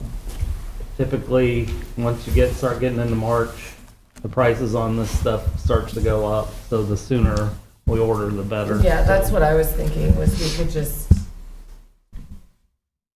I mean, you do a great job with everything you do. I don't see it being an issue, and I think we've talked about it a lot, so. Okay. Does anybody have anything else that they No. would like to see in this part? That's the rest. No. I think it's a good, Yeah. just good plan. The changes kind of they've talked about worked in, and then we can. The part. And then I think Is there a cost built in on the access down to the cemetery, being able to put in some railroad ties and drop that down as people enter? Yeah, I mean, that would be separate. I mean, that wasn't actually part of what we were working on. Because being the whole idea of it being a second entrance to the park has to, I mean, obviously it's not gonna be handicap accessible, that's not the intention, is to get around the trail and the actual end of the park. But to have a handrail on one side and then cut in some railroad ties that you step down, take a couple steps, step down, take a couple steps, so that it's, because right now, last time I walked them down, it wasn't that long ago, it's too steep for most people to do that, and I think we want it to be more as accessible as it can to the most people that it can be, because the intention is to have that, whether you're walking from in town to enter the park that way, riding your bike, or parking there to enter the park without having to drive around to the main entrance. But that descent down into that would be important. If you can do that, how hard is that to do? It just depends on the grade. Really. It's like this. Yeah, I mean, there may be filling in some spots, and I don't know without actually like shooting grade and seeing what all it's going to entail. But I mean, the railroad ties, we can, maybe Chief Wright can get us some more for free. I don't know how many we have left, but Yeah, we have several left still from. That's a That would much be bigger awesome. project to make that, put those in though, isn't it? what's that? That's a much bigger project. Yeah, I mean, it's pretty large. I just don't know without shooting grade to even give an estimate on that. Would it be possible to do that like later on? Not like 5 years down, because I like the idea, because I walk down there and it's like, you have to walk 20, and I mean, it's like, it's fine. But I like the idea, and we've talked about it, so then maybe like do that as like a second project? Yeah, I mean, so basically trying to get the equipment and maybe some grading done, and then the third project would be the walk down into the cemetery. I would love to see like steps. I mean, it's not going to be, I mean, you go into those woods, it's not really ADA accessible. No, accessible. It's a trail. It's a trail. It's not like it's not paved. It's So maybe a more phased approach. Make it Yeah. all a little bit more palatable. It'd be a lot easier to manage Okay. if we did it that way. We also, I believe, have the Sons of the American Revolution working on finding out if there's like Revolutionary War heroes buried there. I don't know that there would be. But I've heard that Project Revival has people looking at that, which might be cool. Interesting. I will get that out to you guys. Thank you, Ben. Is that it? I'm good. Does anybody else have any ideas or thoughts or feedback? Sounds good. All right, next we have the proposed vacant building ordinance. This is a topic we've discussed for quite some time. It was presented to council previously and decided not to take action. We have some new modifications to the ordinance. Councilor Reagan, do you want to talk about some of the changes that we've made? I think we're to the point that once the council agrees on what they want to include, it can be considered by you to put into place. Yes. Did the changes that we talked about from retail strategies make it in? I don't believe they got in. No, I Okay, got those that's late fine. yesterday, No, so you're- no. It's fine. It's fine. Most of us got a chance to review them though. Right, Yeah. our email. Okay. So some of the changes, so Retail Strategies is a consultant we've hired to help us with downtown revitalization. And having a vacant building registration, and I've been working with Heritage Ohio as well on creating a Main Street. Having a vacant building registration is very beneficial in getting businesses in town, because we've got these vacant buildings that they're just there, and we could be potentially putting businesses in. So some of the thoughts and I'm just sharing my thoughts, some of the changes. Illegally occupied, which shall include loitering and vagrancy. So the comments were that it's contradictory that a property that has people in it, even if they're illegally there, isn't vacant. That made sense to me. We've had issues with people living in a vacant building, and I'm not sure if the revised zoning codes, if we can increase penalties. I don't know if when the zoning codes are coming back, they should, I don't know when they're gonna be done, but, so that, we need to change that language. And then unoccupied and having utilities disconnected. She said this could inadvertently capture properties undergoing renovation or seasonal properties. Consider adding language like disconnected for a period exceeding 90 days, or adding an exemption for properties with active building permits. So I think that's something probably to discuss. One thing that's different here than most places, if I may interject, is even if you want your water turned off, you still have to pay a bill by the ordinance. So I've never seen a place like that. So a lot of residents will say, I'm going to be gone for 6 months. They still have to pay the bill. So that's different than I think most places, and maybe she was not aware of that. So in terms of turning it off, they're still going to have to pay the bill. So I'm not sure how that works. Well, also, I mean, electric and gas would also be included. Electric right? and gas are different, but we don't control those. Or water, sewer, we do. Okay. And the minimum is what, 1,000 gallons? Is that what they? I think it's around $30. I think it is 1,000 gallons, but don't quote me on that. I just know, because it's different than any place I've worked, that no matter what you do, you're paying a minimum bill as long as there's a structure standing there. And I'm not even sure if you tear it down, you're off. I don't know, but it's a very broad umbrella that requires almost everybody to continue to pay no matter what their circumstance is. So, but the word utilities would include gas and electric. It would, but we don't control them. I'm saying getting those turned off. So would we change the language in that to only be I'll water? defer to the law director. I just don't think we can go to the gas company and tell them to turn off somebody's gas. No, if they turn it off, it's saying like, I'm unoccupied, like there's a building that's unoccupied and vacant, that there's no gas, no electric, and Okay, gotcha. to it. Gotcha. That's causing it to be, it's just defining a it definition. being- Okay, gotcha. All right.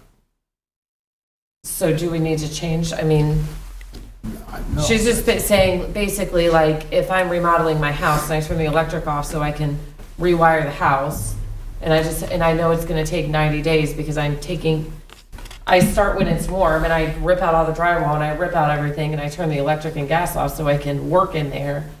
That's not considered a vacant property because I'm working in there, but if it's Right. 91 days, then it's a vacant property.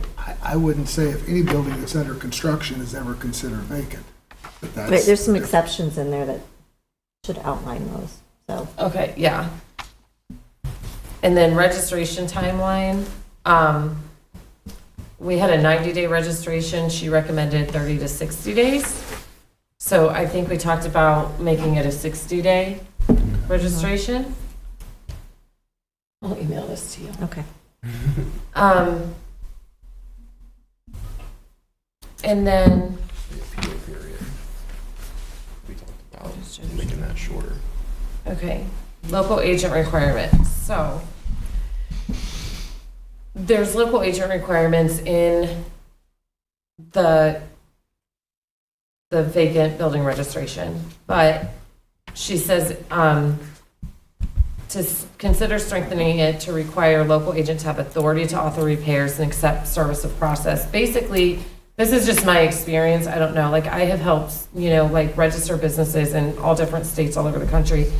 And when you start a business, if I were to start a business in Alabama, I have to have a place in Alabama that is my registered agent that has a physical address that legal notices can be served to. So do we want to have like a requirement that you have to have a registered agent in Miami County to serve notices to? that can say, I can authorize repairs, like if many years ago, there was a tree that fell on my house and the city had to come and take it out, which thanks for doing that. But they had to come to my house and they had to talk to a physical person. If a tree or power line falls on a vacant building that's registered, there needs to be somebody locally that can authorize that work. So adding something like that? Makes sense. Okay, and then vacant building plan timeline. So the rehabilitation timelines of 12 months. This is from Retail Strategies. With extensions available is reasonable, but consider adding a requirement for progress milestones at 90-day intervals, which I actually like that, and specify that extensions require demonstrated progress, not just a written statement. So basically, they're gonna, in construction world, when you're doing commercial construction, you're gonna have a plan. You know, you've got to schedule all your crews out. And so I understand this to be like, if you have a vacant building and you're going to remodel it, you're going to have a plan, you're going to have a permit, you're going to have a schedule. And I think adding, like, you have to give a report every 90 days, whether it's by email or in front of council. I don't know. Email's probably easier. And then if they ask for an extension, that they show progress, not just, well, I'm working on it. Like, you need to show pictures. We need to have proof that you're working on it. And maybe it should be approved by like the planning board or council. I would think probably the planning board. Whatever you decide. If anybody else has an opinion, ideas. I think that would be a good use. Yeah, I agree with that. I think it's part of, Chief can speak to this, some of the code enforcement too, and we want to be good people, and if someone says they're working on something and making the improvements that, we want to help them and we want to see Absolutely. that forward, but at what point do you no longer take their word for it and you actually need to see some sort of proof, so. We are currently do that if they're not showing any movement in making the improvements, as they said, then we start a different path. Do you have a thought of who could review it? Do you think planning board is appropriate? Council, where do you see that? I would think more of the planning board than it would be council, to be honest with you, because they know what the codes are and what they should be doing. Yeah. Yeah, Sounds good. And they have a meeting coming up the first Wednesday in February, so Right, but you wouldn't have this in place. We could discuss it then. you could at least discuss it with them. Sure, absolutely. Yeah. I like the idea, this is just me, I like the idea of holding accountability. That's, realtor exemption concerns, so the Retail Strategies wrote the 12-month exemption for properties listed with a realtor is vulnerable to abuse. Property owners could list an unrealistic price, maintain the exemption, and never genuinely market the property. I think that this has happened in the past. I'm not sure, but I feel like I heard It was one of the things we discussed, yeah. that like it's happened in the past where they, list a building that's worth $60,000 for $300,000 and It's just not selling. yeah, like there's gotta be, it needs to be a reasonable, so she recommended a requirement that the listing price must be at or below fair market value or within a percentage of assessed value. And I think that's fair. And an active marketing requirement that they're actively showing, it's actively listed, there's active photos, there's that it's not just, I put a for sale by owner sign out front and, we'll see what happens. Requiring proof of listing renewal if the exemption period time needs to continue. So this is for an exemption. So this has been a concern of mine. It's probably easy to get a realtor somewhere to list the property above market value.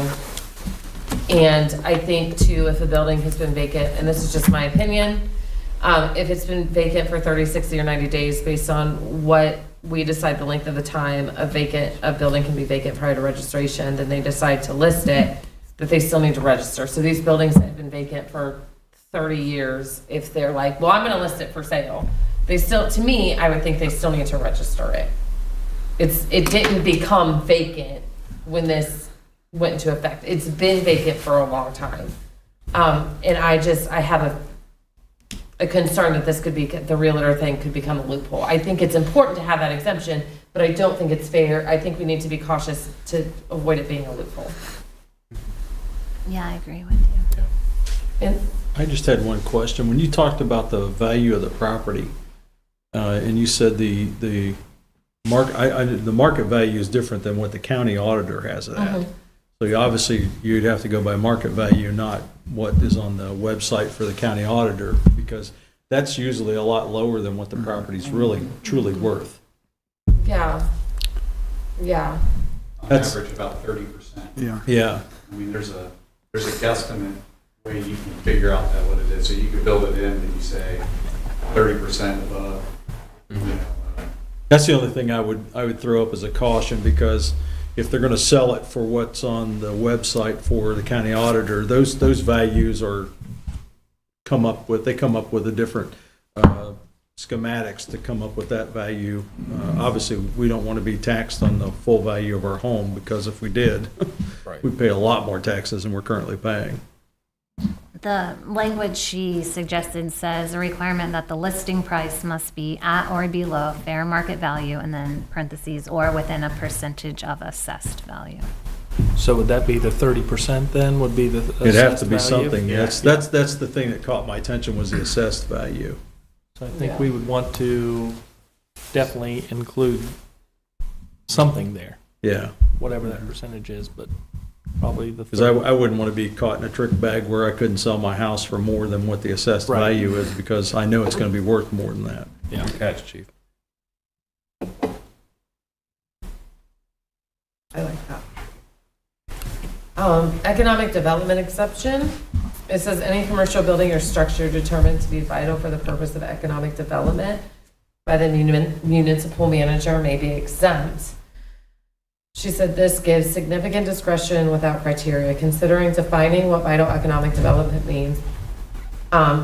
Example, subject to an active development agreement, TIF district, etc., requiring council approval for such exemptions rather than solely the municipal manager. And I do agree with that. I think there's a lot in here that we could bring to council and not necessarily the manager.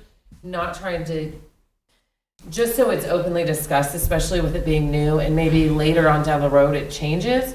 But just because it's new and we're going to adjust to it, like having conversation about it so that we're transparent. I don't know what anybody else, does anybody else have a thought, idea on that? I mean, But she did say like have like a clear criteria, Yeah. but that would need to be developed over time. So maybe with the manager's input, you know, he's bringing it to council going, okay, what do you think about these different? And then once we set that criteria, it'd be a lot less of things that would need to come to council, because, okay, well, it meets all these criteria, it scores this much or whatever. I don't know how they do that, but then it wouldn't necessarily have to come to council. The manager would be empowered because it met all these criteria. yeah, right? that's what I'm kind of thinking, like Yeah. creating that criteria together, like instead, like as a team, to kind of think through, because it's, I mean, this is new for all of us. If I'm understanding the concept correctly, I don't think you're gonna have dozens and dozens of buildings that fall into that category. It's gonna be a small number. Yeah, and I'm thinking for other stuff throughout the vacant building registration, there's a lot in there that says like the municipal manager will be making these decisions, and just opening it up to more discussion, just to kind of, I hope I'm saying this right, opening up to have more discussion, just so we make sure that we're doing what's best for our community. Not just pigeonholing one person, whether it's the municipal manager, code enforcement, the service director, just not putting it all on one person. You have to make these decisions. Does that make sense? Yeah, yeah, and by having that criteria, it also gives that one person something Yeah. to lean on, and we would have to develop that criteria. Yeah. So coming to us at least the beginning would be huge in helping create that criteria. But let's say he denied someone, you know what I mean? He was like, well, you approved the guy across the street. Well, yeah, but he met all these criteria. Right. So I think we're saying the same thing. I think we're on the same page. Yeah. We're not disagreeing at all, I don't think. No, I'm with you. I think that just to work together to get to that point, because this is, in this line specifically is economic development exemption, but I mean, I think there's just areas like the real estate listing is the extension, if I'm working on the building and I need an extension, let's talk about what criteria, with the planning board, what criteria allows for that extension. I would suggest it might make more sense just to have an appeal process that always can go back to the planning board and the council. There So is an that- appeal process in But here. I'm saying that would be the important part, not conferring on every project, whether this or that. That if you don't agree with the decision, obviously you can override it on appeal.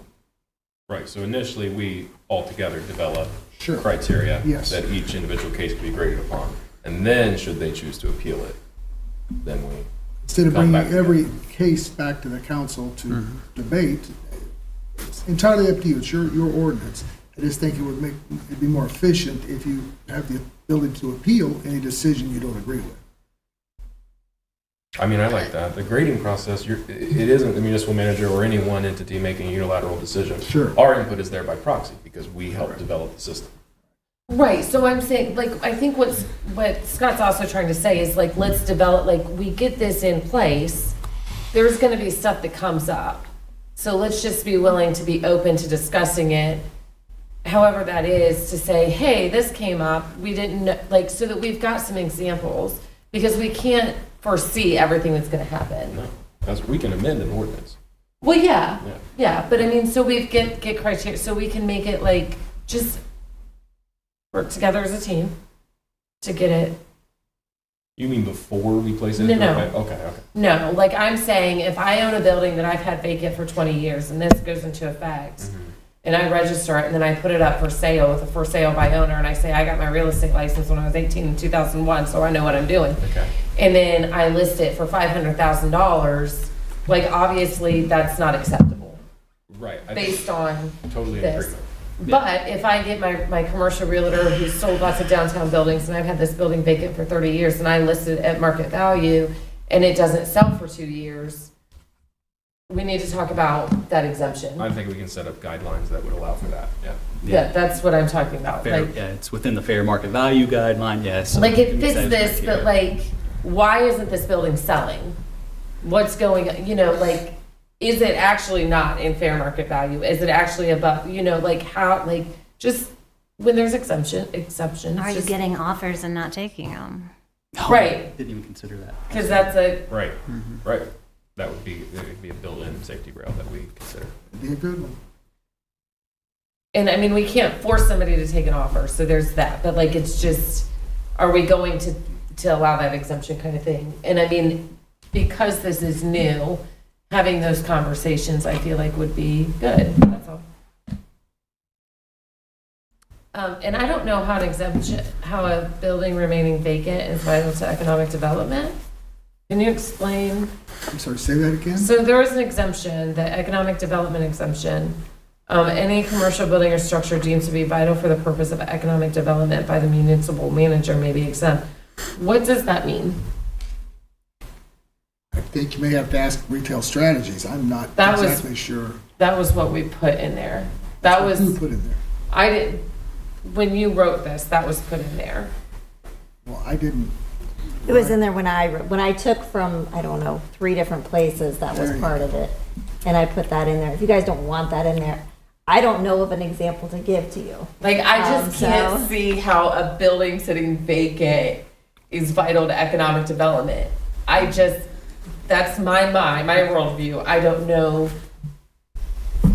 Yeah, we could take that out. I think somewhere else in there it says if it's a government-owned building, and that was my only thought, like the city owning this long building, everyone calls it, how long did that sit vacant Right. with storage? City-owned, you would probably exclude. So city-owned is, or government-owned is in here, so that is, I mean, a potential for economic development because now they're storing it, but that exemption is covered by government-owned buildings, so I don't We could get more specific with it than just leaving it purpose, open. yeah.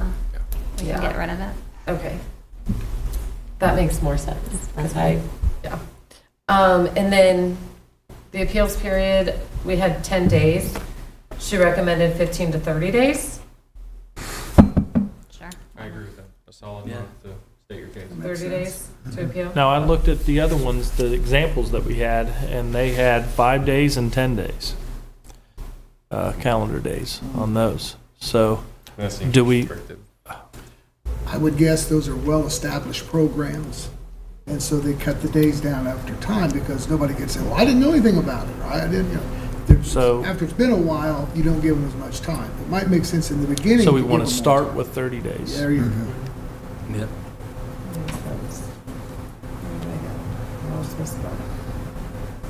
Okay, the penalty structure. That has been, so Levi brought up the point of like a tiered structure, and I think we liked that.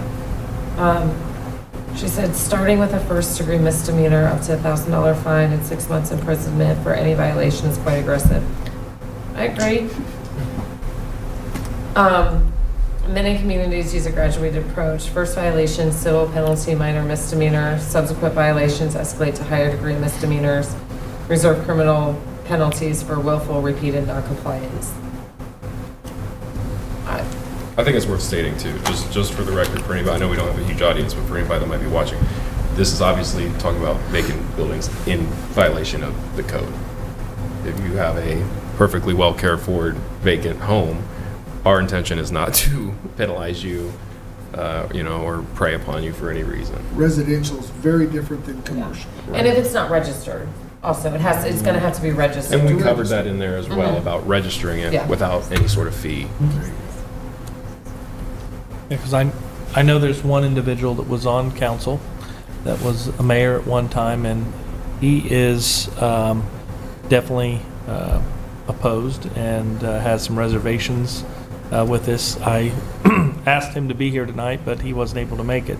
So I would have to bet that he will probably come to the next meeting when this is discussed to give his 2 cents. Very good. So I've had a couple people reach out to me that look at it negatively and don't understand why what we have already in place with ordinance enforcement can't involve this with the vacant residential places and commercial and so forth. So I could see that you're going to have some folks that are going to have some opposition to it, and they're going to state their case. So just know that probably can see that at our next council meeting. And the purpose isn't to be mean, right? The purpose is not, we are working really hard at redeveloping our downtown. We're working on a comprehensive land use plan. We have consultants, we're creating a Main Street program, we're doing a lot for our downtown. And this is just another piece of the puzzle. It's one of those like 5,000 piece puzzles that are like teeny tiny pieces, and it's all one color. And so that's what it feels like to me. But so this is just one piece of that puzzle. And we are talking at some point about, this is a stick. It feels like it for some, but there's also going to be carrots involved too. This is just one piece of that big puzzle. And then so my question was, can we make this like the penalty structure line up with the code violation? Just make it line up so it's consistent. If you don't register your vacant building, it's the same as if you're in code violation. Does that? The only thing that I would add would be increasing along with time Absolutely. to promote, at a certain point when the investment to repair something no longer makes sense, than to sell it. Yeah. Yeah. Yeah, Other than that, Yeah, I like what's in here with the graduated approach. I think that's very good. Yeah, I like that. The missing elements, property posting requirement. Consider requiring owners to post a weatherproof sign on the property with the name and contact information of the responsible party. This helps neighbors report issues and demonstrates compliance. I was kind of 50-50 on that. I don't know. if you've already registered with us Yeah. that you're vacant, I feel like that's just a weird, Yeah. almost privacy breach. I kind of thought that. Yeah. That's fair. I didn't see that in any of the other ones that we looked through, so Yeah. I wouldn't be. Yeah, it does just seem kind of weird putting Yeah. all your Right. info out there. I don't know. No, I'm with you. I'm like 6-1, half dozen the other on that one. I'm like, whatever. Insurance requirements. Many vacant property registers require proof of liability insurance. typically 300,000 to a million. Vacant properties present higher liability risk, which is one of the reasons we went this. The owner shall maintain liability insurance in amount not less than 300,000 for buildings that have been vacant for more than 6 months. I'm not against that. I think that's probably a good idea. And that's different than just having your, like, homeowner's insurance? I think it is the Yeah. homeowner's insurance, right? Or they ask Well, for it's not a additional. home. All right. It would be like a general Property liability insurance. So like if somebody goes in and hurts themselves, that they would have to have that insurance, because they might not have it insured. Like I have to have my house insured because I have a mortgage, but if I had my mortgage paid off, I don't have to have insurance. And so if somebody came on my property and hurt themselves, I would be personally liable. So, yeah, property insurance. It's not like a special type of liability insurance. No. But Yeah, just I be- feel like that seems reasonable. Do we want to put that stipulation on it, though, that not less than $300,000 for buildings that have been vacant for more than 6 months? Is it necessary? That's a tough one. How do you, yeah, what? Yeah, how do you quantify that? I mean, Building's not worth 300,000. but if somebody comes on the property, so like if they go into the property and get hurt, they can sue that owner. And it's also, I mean, it's also a safety issue, like a hospital stay is not cheap. But like you said, so if somebody, like, say, for example, Curry's, if old video store, someone paid cash for that and they own it and they don't have a lien on it, they don't have to have insurance on it. That's up to them, right? So how can we force someone to, legally, I don't think we can do that, can we, Lene? I would say, I wouldn't recommend it.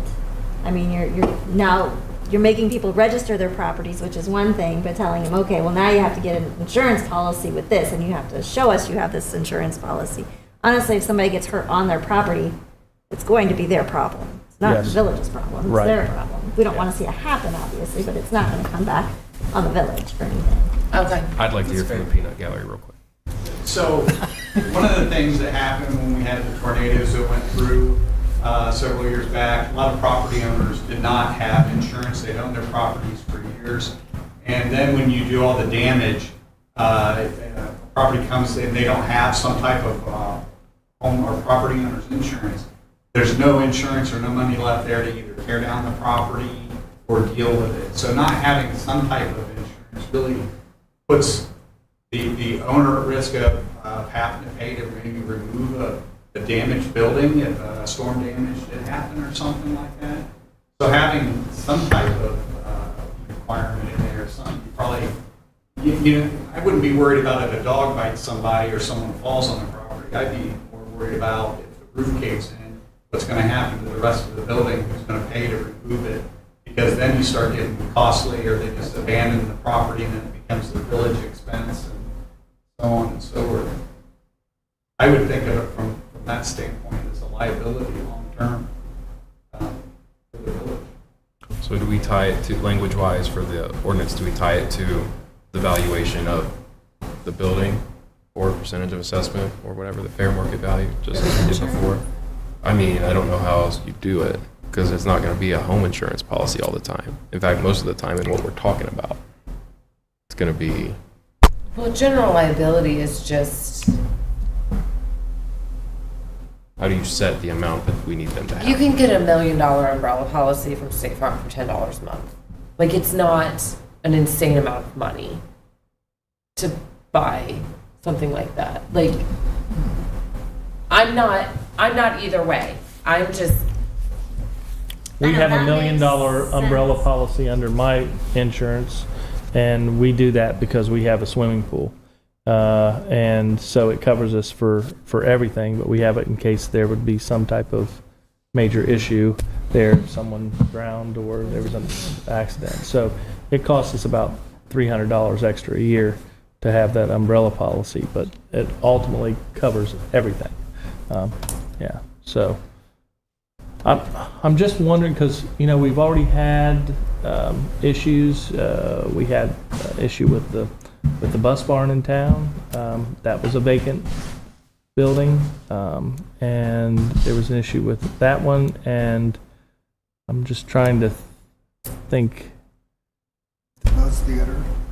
Oh, yeah. I know, people are not gonna just come willingly flooding through the doors to fill out these registrations. not.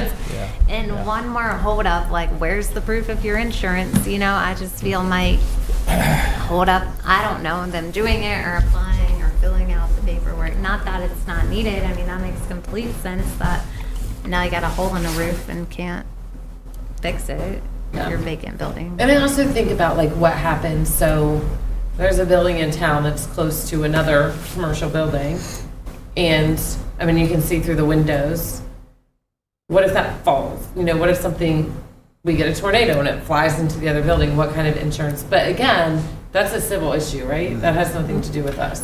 That's what I was just about to bring Okay. up. The more I think about it. I'll here- drop the dead horse. I'll Oh, keep no, it. I agree with you fully. I was just about to say, like, at the end of the day, our purpose in doing this, right, trying to get a handle on some of these properties that might be left in disrepair, and then create kind of a motivator for people to make improvements or come off of them one way or the other. We are looking out for them, the community as a whole, in that sense. It is not our job to look out for them in the sense that, hey, you better have insurance on that too. Like, that is not the purpose of this. It would be smart, and we can make that recommendation, but to make it a requirement, I agree with Casey, it's one more barrier to entry. I'm fine with that. Emergency repair authorization. Consider adding a provision allowing the municipality to make emergency repairs when the owner is non-responsive and certify costs as a lien. Basically, a tree falls and it's in the right of way, the city can't get a hold of the owner because they're non-responsive because they gave us a bad cell phone number. We have to go fix a problem for the safety of our residents. We just have to do that and then put a lien on the property. I mean, I don't think that's gonna be used that often, but I think just having it there. If it says if an owner fails to respond to a notice of imminent hazard within 72 hours, the municipality may enter the property to abate the hazard. All costs incurred shall be certified to the county auditor as a lien against the property. Would a building being condemned meet that qualification? I don't know.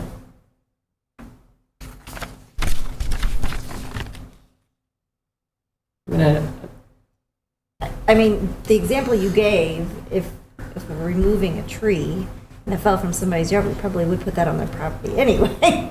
I think that's how it works for our code. But, I mean, if you want additional language in there, we can do that. But typically, if there's something that goes into the right of way and it's property, you know, we're gonna take care of it. And then we can always charge them for it or put it on their property anyway. I don't think it hurts to have it in there. Seems okay. Yeah, I mean, if it's what we would do anyway, and we're just stating that, you know, being vacant doesn't make you immune from that, then yeah, I'd say no harm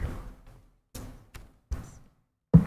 Fee lien provisions mentions placing the hold on utility transfers. Consider explicitly stating that the unpaid fees may be certified as a lien against the property. This gives the municipality a more reliable collection mechanism. Basically, what is that? If they're not paying the registration fee, we just put a lien on the property.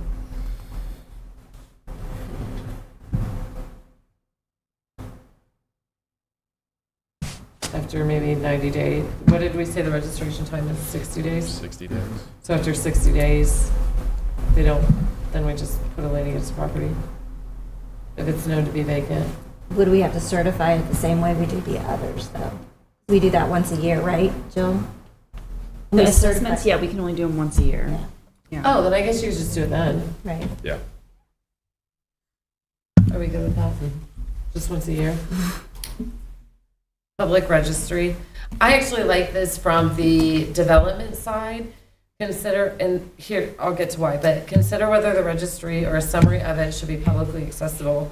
Some communities publish a list of registered vacant properties, which can assist with economic development outreach and help prospective buyers identify opportunities. Here's why I like that. If somebody wants to come in and buy, invest in our downtown, they can easily find the owners of the vacant buildings. That's why I like it. It's like I can go to the sheriff's sale and see what houses are being auctioned. It's public record. I can go, I can go to the county land bank and see what's the county is holding. Like, I feel like that's a good way if they, don't know what to do with it. Just having that information out there. I mean, all of our addresses are public record, it's on the auditor's website. I think it's actually kind of like if all of this seems that people are not going to be in favor of it, if they are looking to rent it or sell it, it gives them an opportunity to get that publicized for free. Yeah. I'll do a con on it. If you have squatters out there, they're gonna have a list of vacant properties. Right. So, just saying. Do we have squatters? Like somebody can you live in a house for 30 days and you have to get evicted even if you don't live there. Or I'm fine with not having it. That's fair, because then they would have to evict those squatters, correct? Correct.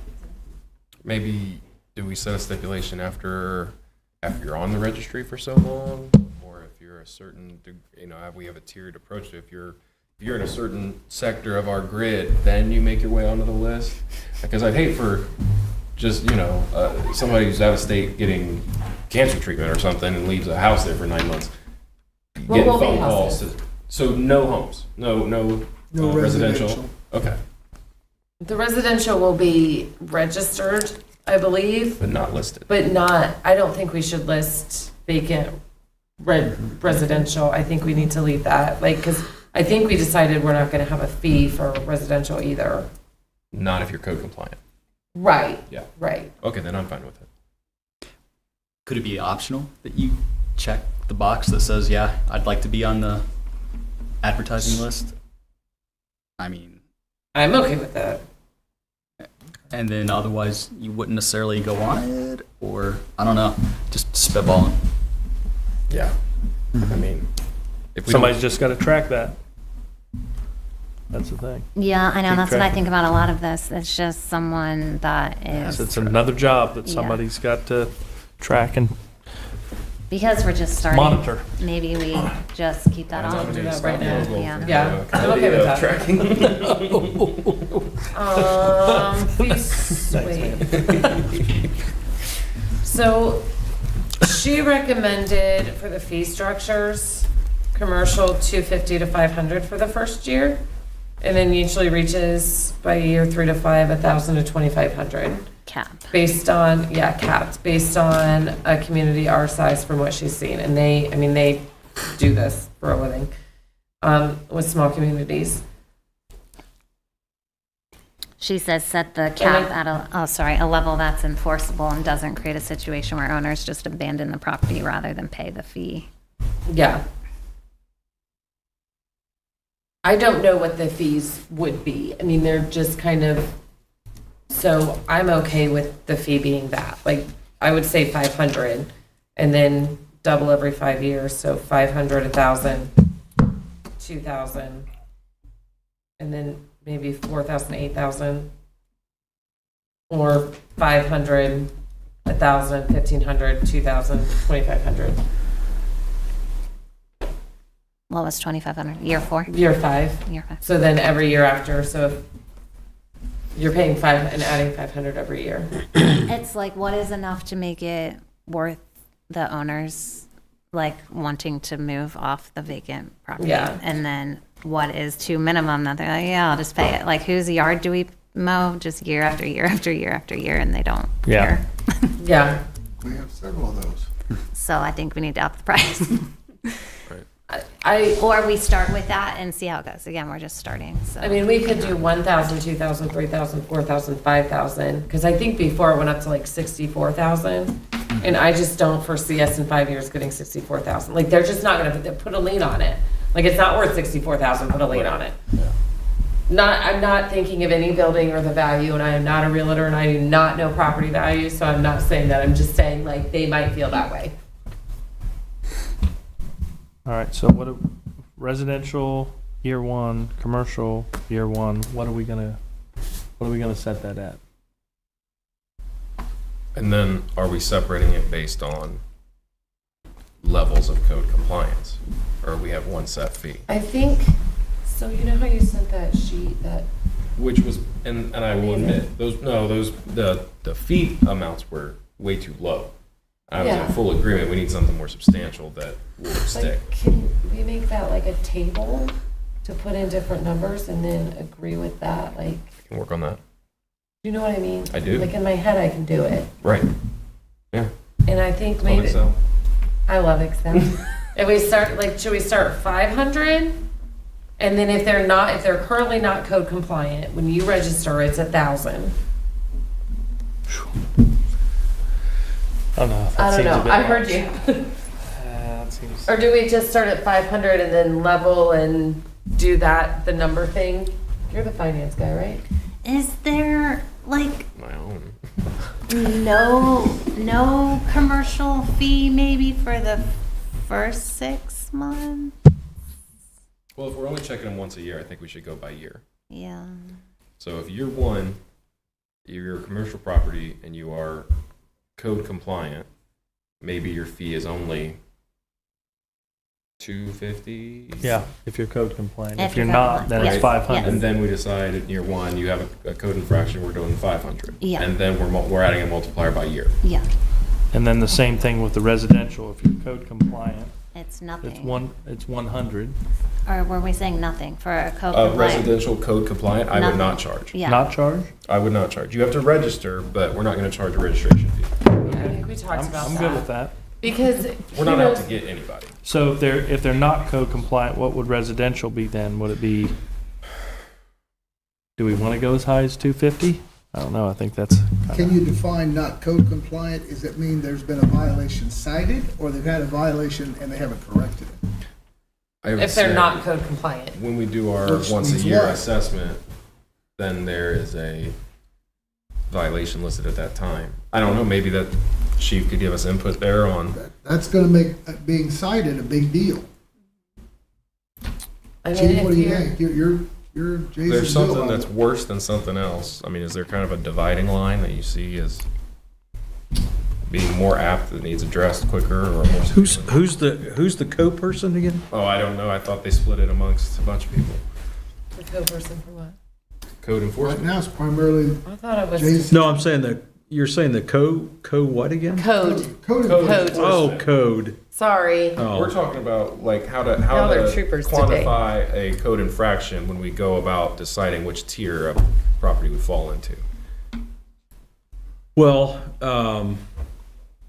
we cite into court, not necessarily into here. Or are you putting it for something the city's going to impose?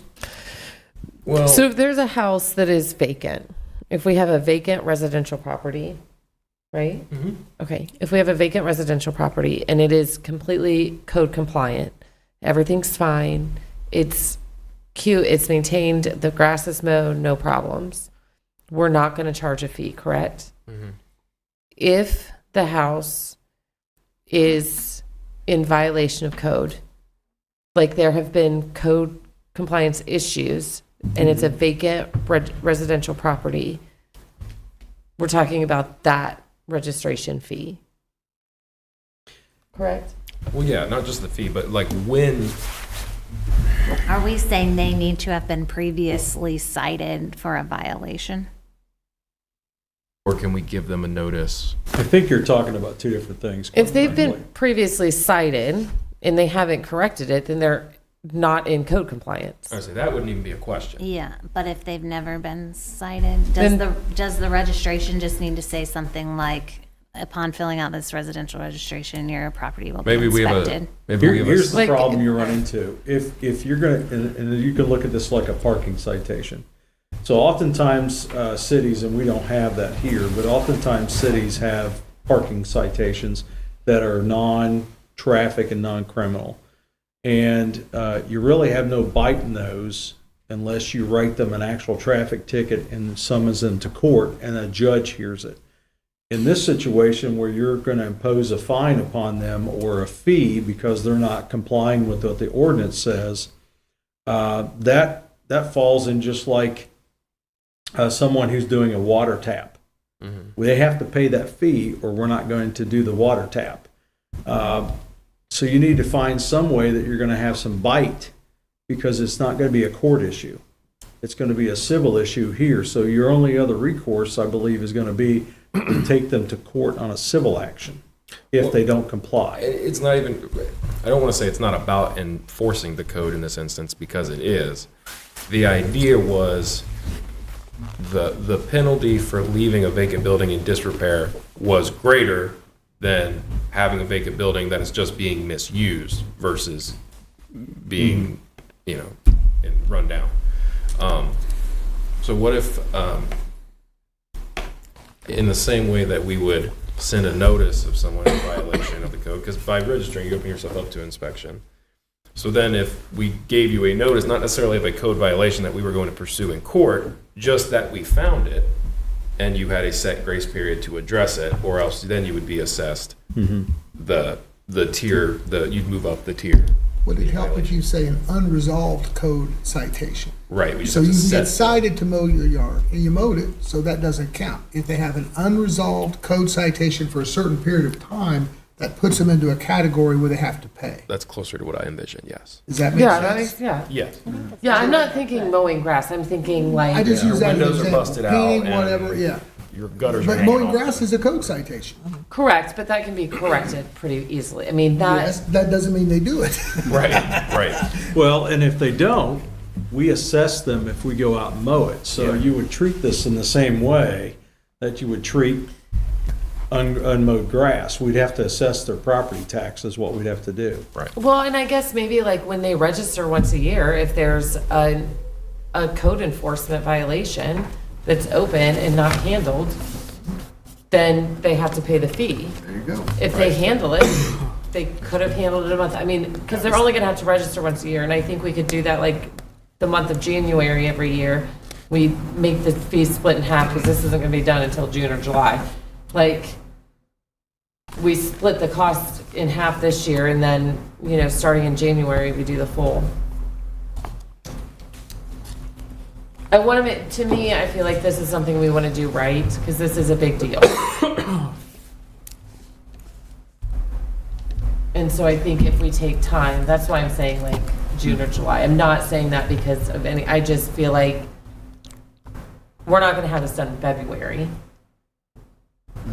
Maybe March. So that's why I'm saying that. Like, and then we're going to have to implement it. Like, I'm patient with this because I think it's important. Well, and you may want to do it the same way as if when you put up a new traffic light. Oftentimes they'll put that on caution to give people an opportunity to get used to it. So you may want to have a grace period when you impose this, that we're going to impose this and we're going to make this an ordinance that takes effect in June, but it's really not going to be enforced until January. So you got 6 months to get on it if you fall in this category to get it completed. Yeah. I like that. I like Come that. January, we're going to Smooth it start in. moving. Yeah, I So like that way you're kind of, it's the same way as if you're going to put a traffic sign somewhere. We just don't stick up a sign because everybody's going to run it because they're used to going through that intersection. Yeah. No, So I you're like that a lot. going to want to put some signage up and give everybody an opportunity to get used to that before you impose it. Nobody can say they weren't warned. Yeah, and then like in January, when they register, if they're. Right. That's probably the timeline we're on. But you have. I mean, and it's fine. You have a Like, it's fallback to okay. it to say, hey, you knew this was coming, and Right. we've talked about this for quite some time, and we allowed you an opportunity, but it's not my fault you didn't take advantage of it. Yep. Because we could always put something in with the water bill that Right. just kind of synopsizes things to let everybody know, put it on our website, and, Everbridge. yep, I like that. Well, there's properties that we're already aware of that we could be sending this out as soon as it's enacted, saying, here's what is coming. There's a grace period, but come this date, it's a drop dead date that we will be standing on the ground that this ordinance, is made I like that. Yeah. That's all I got. All right. That's a quick one. It was. It was. It's a nice short meeting tonight. We're doing good. Thank you for doing that, though. I mean, you guys really Yeah, looked that's through a that. lot of and- work. Yeah. Thanks for doing that. All right, moving on to upfitting of a new police vehicle. I will only take about 2 minutes of your time, I promise you. Did you say 10? 2. So, if you recall, last year, we passed the ordinance, or not the ordinance, but the resolution to purchase a new car. That car arrived today. We have the estimate as to what it's going to be to upfit the car. That's putting the lights on it, the markings, all the good stuff that goes with it to actually make it an official police car under the higher vice code. So at the council meeting in February, I will have a resolution for each of you to read. That'll be in that packet, and we'll hopefully get a vote from you at that meeting. It's $18,879 for all the equipment. When we buy these cars and we keep them in service 5, 6, 7 years often, and we keep in service that long, by the time we buy new cars, most of the stuff that's in the old car, other than the radios and radars and all that, won't upfit to the new car because they've changed the designs. So we have to go with new stuff. And the old light bars on the old cars are really outdated and not efficient for what the new cars are. So that's what you'll see is that coming at the very first council meeting in February. Good. I go for a ride. Hey, told you. That was time. Thanks, son. That's awesome. All right, next we have proposed community beautification program. Is that Who's got that one? Sarah? Whose was that? I thought it Are we was talking Sarah. about the awards? Yes. Yeah. Beautification program. Oh, yeah, so like it's been discussed to have like beautification awards. So I just thought that we could make this really easy and like if somebody wanted to be in charge of that, I don't care who it is, send addresses of places and we can just kind of nominate them. And then maybe in March or April when it's nice out, we can do a presentation of awards because that's a carrot, right? I can see there's some buildings downtown. They've worked really, really hard. There were a lot of letters went out. A lot of the buildings look a lot better. There's some houses in town that look amazing that have been redone. And just having that, maybe if we could have like 2 residential and 1 commercial building over the summer from like March to October. We have them into the meeting. We give them a sign for their yard. We give them an award. If we, like, I've already got, I think I've emailed a list of addresses that I found, and I know we've got other people that have ideas. If you just want to email them, and we can make a list and just. We have yard signs So we have already. the Yeah. signs. We have the program signs. We do. is Tried Yep. twice and then it dies. It never. Yep.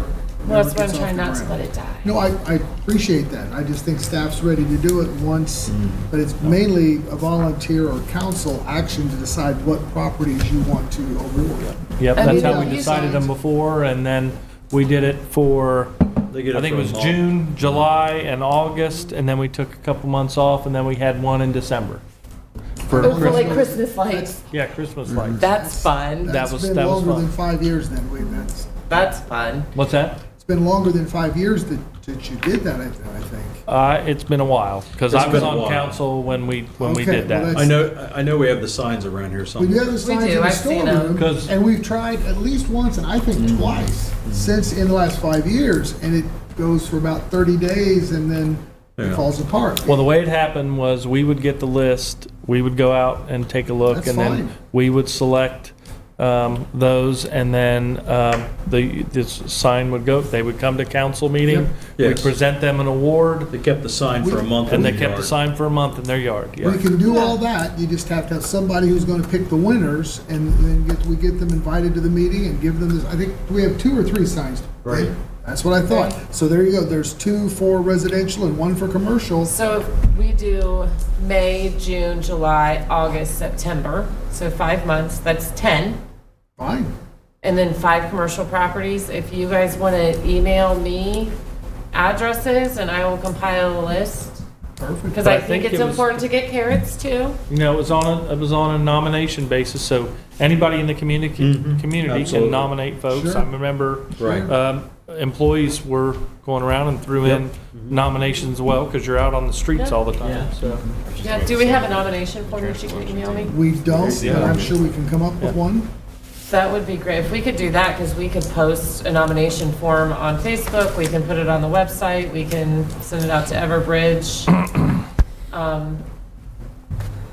And just, I mean, honestly, like, if somebody wants to email, I mean, does that work? Are they allowed to, like, if somebody wants to just email me nominations? Sure, that's what they Whatever did you want. before. It's your program. That's what we did before. We didn't actually have a form, but I think there Okay. was some emails or. Yeah, I mean, I think an email Didn't is we have a fine. form? I'll go back and look. If not, it's easy to create one. Sure. I mean, and if not, I think, is that fine? Is everybody Yeah, okay that's with fine. that? Yeah, Like, I that's don't- good. Oh, my email is Sarah, SARAH dot Gregory, GREGORY, at West Milton, MILTON, in case you didn't know how to spell it, OH.gov. And it's on the website. It's Ohio spelled out. I'm wrong, actually. My email address is sarah.gregory@westmiltonohio.gov. Ohio is spelled out. You can also find it on the website. I'm also like the easiest person in the world to find. You can find me, you can call me, you can send smoke signals, whatever. Just, I'll take them. If everybody's okay with that. Yeah. We good? Cool. All right, next is the post office support legislation. I took the letter from Mr. Schmidt with the AFL-CIO, put it in the format of our resolution, and it should be in your packet. It is. Yep. I did contact him because the only difference was the date, since it would be in 26 and 25. And I want to make sure he was okay with that, and he was just tickled to death we were going to do it, and said, you change anything you want, as long as you'll pass the legislation. So I said we would pass it, and then I would forward it on to him. Okay, Perfect. I Looks think great. that's great. yeah. Looks good. All right. Next is the proposed planning board, Board of Adjustments pay increase. So we talked about, so the planning board and the board of adjustments, our planning board does, we're getting more things for them to do as well. And so they get paid $25 a meeting. And it's not very much, and it's it's just not very much. And that we're asking them to put in a lot more time. So we are proposing, and it hasn't changed in how many years? Since like the 90s? 90s, I think, Since if the not even 90s. before that. So we would like to propose that they get paid, because we did give council a pay raise. We would like to propose that they get paid $75 to $100 a meeting. Yeah, the ordinance has 75 per member per meeting attended, and compensation not to exceed 150 per month. So there'd be no more than 2 meetings a month. And Board of Adjustments, 75 per member per meeting, not to exceed 150 per month. Man, those seem really high for just one day with no extra. I mean, you figure council has all month long, we are working on things. Constantly having to, make decisions and stuff like that. For just one where you come in, spend an hour, and then leave, seems to jump it that far. Like, could we do it incrementally? Like, maybe start with about 15? 50, and then not to exceed 100 on the top Is there ends. work involved outside of the meetings? I mean, I feel like if you're on Board of Adjustments, you're gonna go to the houses and planning boards, you're gonna take time to drive to see the houses, and then working on a comprehensive land use plan. That's the key right there. That's different in that they're working on the comp plan, where in Yeah. the past, that's not been a there wasn't a comp plan for them to work on. Yeah, I mean, So that- hopefully that'll be done and they can work on the implementation Correct. of the comp plan. And it's taken 4 years to get it, so it's obviously got a lot to it. And I feel like getting that, like doing that work is it's gonna take work off of council when they're ensuring that this comprehensive land use plan is being implemented. Like, that's the planning board's job, right? I will tell you, when I was on planning board, when a variance came in, and sometimes we'd have 3, 4, just depends. I drove around to every house that was on that list, and I would get out of my vehicle and walk around to make sure that I understood. I sometimes even talked to the homeowners, so I understood exactly what that variance request was. So if folks are, doing stuff like that, they are spending a bit of extra time, if they're doing the due diligence to look at that stuff. But just giving that example out there. Even if we went to, like you said, 50, that's doubling what it currently is. I think that's acceptable. Yeah, especially as we move more into the implementation of the comp plan. Say they do have another meeting in a month, and say it becomes more regular, that they would see the 100 cap in a month. I think that would. I don't think they would have more than one meeting a month. We're talking about moving forward. Should the workload expand that much? Do you see that happening? I mean, especially like with the comp plan, they were working on that, potentially hitting 2 meetings a month because they needed to, but it probably wouldn't last for long or happen very often. But I would agree with that. We've also talked about rolling some of the idea of a park. Them doing parks and, Right. yeah. I mean, there's other Because, you think about what we've talked about tonight. I mean, even the beautification awards and this, I feel like maybe we can get that going and then pass it along once it's up and going, just because they don't meet as often. But I think that, they could probably take that over. The parks, implementing the comp land use plan, those kind of things, I think. If we want them to do more, I feel like it's fair to compensate them more, because at one meeting a month, you're making $300 a year, and that's if you have a quorum. And when I was on planning board and board of adjustments, I always made sure that I was available that day, but then, I would miss out on something in order to be at the meeting, and people didn't always show up, because it's, after taxes, it's $12 or $15 after taxes, and it could be 4 or 5 hours when you've got that meeting that in November, it was about 2 hours. Won't even get you McDonald's anymore. right. I know. I just can't stop. Because I drink my Dr. Pepper. Or at least that they're compensated more than should they be working at McDonald's hourly. Correct. Sure. I agree. So, Okay, so are we changing it to 50 and 100? Is that what the agreement is? 50 and 100 for what? For the planning board and board of adjustment With the rate potential for another step compensation? as Instead time of goes on. 25, are we agreeing? Could we do 50 for 2026 and then 100 for 2027? Or 50 for 2026 and 75 for 2027? We just have to do We'd have to another redo it, wouldn't we? ordinance. I would tell you just to do a new ordinance at the beginning of 2027. So we could do 50 now and then revisit this. Yeah. Okay. Yep. And if they really are starting to get hit like that, really long hours and stuff like that, then absolutely, right? I mean, it'd be a no-brainer to want to make sure that these guys stayed and to compensate them fairly for that time. Yeah.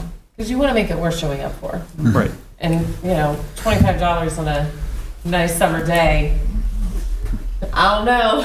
Right? Sometimes you pay that for the nice summer day, You know? especially now. When the sun's out and there's a motorcycle, I don't know.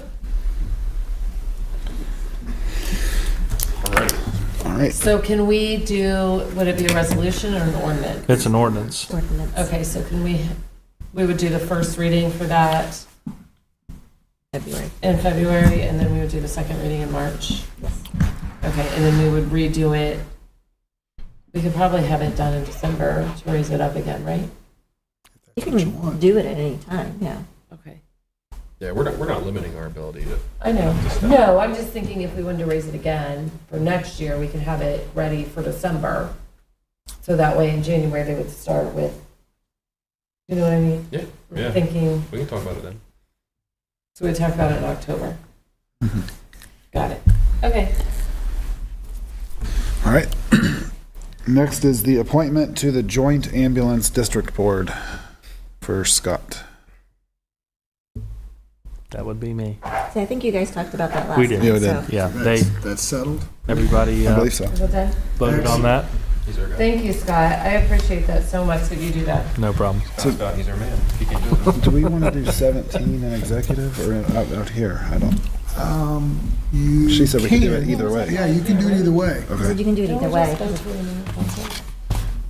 You can do it either, This is just to discuss it next time. we'll vote. you can do it in executive, yeah.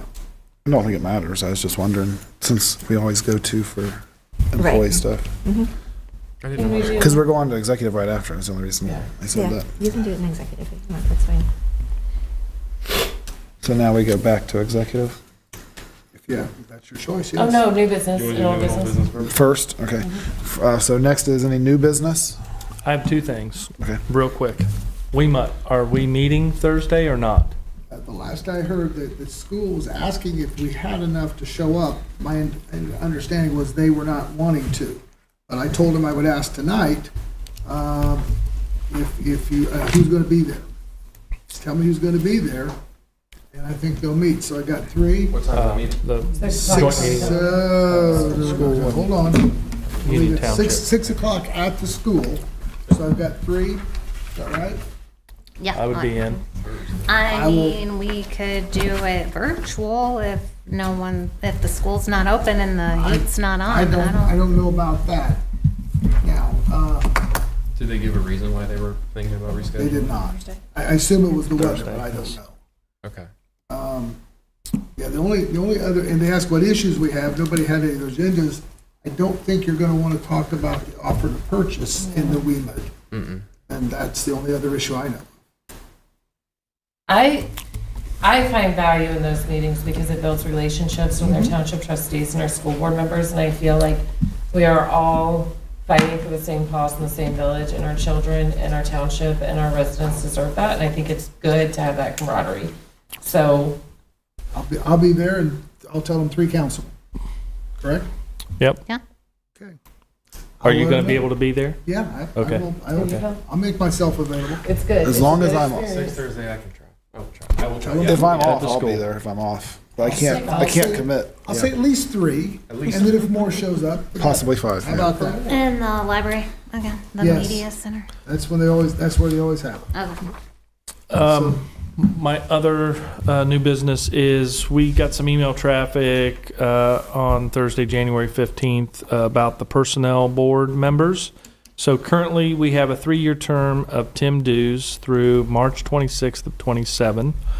We have Kathy Bennington will expire on March 26th of 26, so in another 2 months. And we have a 1-year appointment, Miranda Fox, that seat expired, needs to be reappointed. I talked to Miranda. She is willing to be a board member still, if nominated. I would like to nominate her to be appointed to that position. I think it would behoove us to extend Miss Bennington for another 2 years. If she's, that way we have a full personnel board in place. So when Jeff gets the personnel policy back from the PNC carrier, then it can be provided over to them because that's the next step per the charter. So if I make that nomination with Miss Miranda Fox for the 1-year seat, are we able to? You're in regular sessions. so yeah, Okay, you can do that. okay. So I'll make that motion. And I'll make the motion to extend Miss Bennington's appointment for another 2 years, so that way she's good for 2 additional years. We do one at a time. So now we need a roll call. On both or one? I think. Are we doing both of them together? No, that's what I was asking. Oh. I think we probably have to do one at a time. Okay. That's what I was thinking. So the first one will be for Miss- Kathy. Yep, Kathy, for another 2-year renewal. Okay. Ms. Metz? yes. Ms. Gregory? Yes. Mr. Hurst? Yes. Mr. Fogel? Yes. Mr. Todd? Yes. Mayor Sadler? Yes. Okay, then the next one will be for Miranda Fox for 1 year. Ms. Metz? Yes. Ms. Gregory? Yes. Mr. Hurst? Yes. Mr. Fogel? Yes. Mr. Todd? Yes. Mayor Sowell? Yes. Okay, and the last thing I have, this is our charter. Back in 2015, when I was on my first round of four-year term on council, we made a decision to put together a committee to update the charter. This charter was established in 65, then updated in 74, then not updated again till 91, and then not updated again till 2015. So I think it would be good practice for us. We're going on 11 years to think about forming a committee again of people in the community to take a look at this and see where the charter could be updated, revised, enhanced, what have you. It was a pretty big undertaking of folks that were involved in that. So we need to just find some folks that are dedicated to do that, because ultimately what happens is whatever comes out of this, it has to go onto the ballot for the voters, and it would be good if we could do that for the November ballot coming up. So we got enough time that we could get a committee to do that, but I think it would be smart because it hasn't been looked at, updated for 11 years. So something to put on the agenda. Think of somebody. We can talk about it more next month maybe and get a committee established, but think about somebody that you think would be good. Neighbor. Do you know how many people? Do you know how many people were on it last time? I'd have to go back and look. Maybe. I think it says in the front. Does it say? I think my dad was on that. Huh? I'm pretty sure my dad was. I think so. I think Jason Terman was on it. Okay, the 2015 commission was Andy Grafflin, Robert Herron, Paul Johnson, Bill O'Brien, Jack Scudmore, Michael Coate, Krista Carpenter was the secretary, Jason Tinnerman was the vice chair, and Chris Long was the chairman. So some of those folks are still around, so they would be familiar. Maybe we ask if they would want to do it again. If you would like, I will reach out to Mr. Coate, Mr. Tinnerman, and Mr. Grafflin, because I know them well. I have their cell phones, so I can send them a text. So I don't know. That was 1, 2, 3 chair members, then 1, 2, 3, 4, 5, 6 other members. I can ask Miss Carpenter. There you go. And I know that I sat in on it and the manager sat in on it when we did it. Oh, okay. Okay, perfect. And Mr. Lanning, think about that, sir. I'm retired and enjoying it. We'll put an end to that. What are you doing here? Okay, that's all I have, sorry. All right. I have old business. Well, Ben hasn't. That's for sure. That is Oh, sorry. She's doing old. Okay. too, Yeah, but- old. Well, so Hometown Hero banners, we are retiring 40 banners this year. So if anyone's interested, there's applications online, there's applications in the office, and questions to contact Megan Shaw. If you call City Hall, her extension is 108. And the forms look like this. So if you're interested, please get on or call and get a application in for a banner. Thanks. Any more new business? So, old business.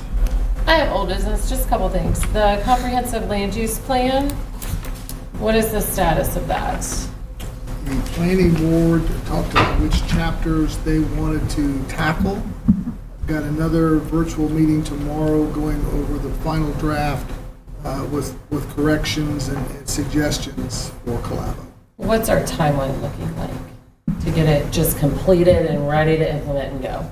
I would think you're at least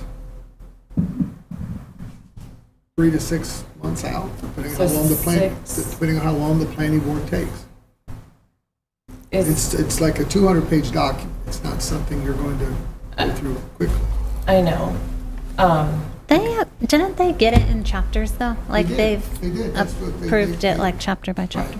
But I've got, I'm about halfway done with Collabo going through at the same time. I did that to try to speed it up. So we're gonna be, okay, so we should have it in 6 months. So by this summer, we should, I mean, I just. Hopefully before then. So we spent $50,100 on this in April. The contract was signed April 13th of 2022. Typically, from what I understand, comprehensive land use plans take about 1 to 2 years. And we're When in you're doing year them all 4. at once, we did 2 or 3 chapters at a time because we didn't have initially anything budgeted for. So the initial plan was to only do them 3 chapters at a time. It was going to take much longer. And that's what we followed. So how many chapters do we have to finish? I think they're all done. We're at a final draft. Okay, so they just have to review it and approve it. We're going through, and going through, there's some corrections I'm finding. I'm going through the Collabo. Yes, we had started the planning board. They divvied up the chapters, started going through it. So it'll be on the agenda for the next planning board to see where we're at, how we want to tackle it.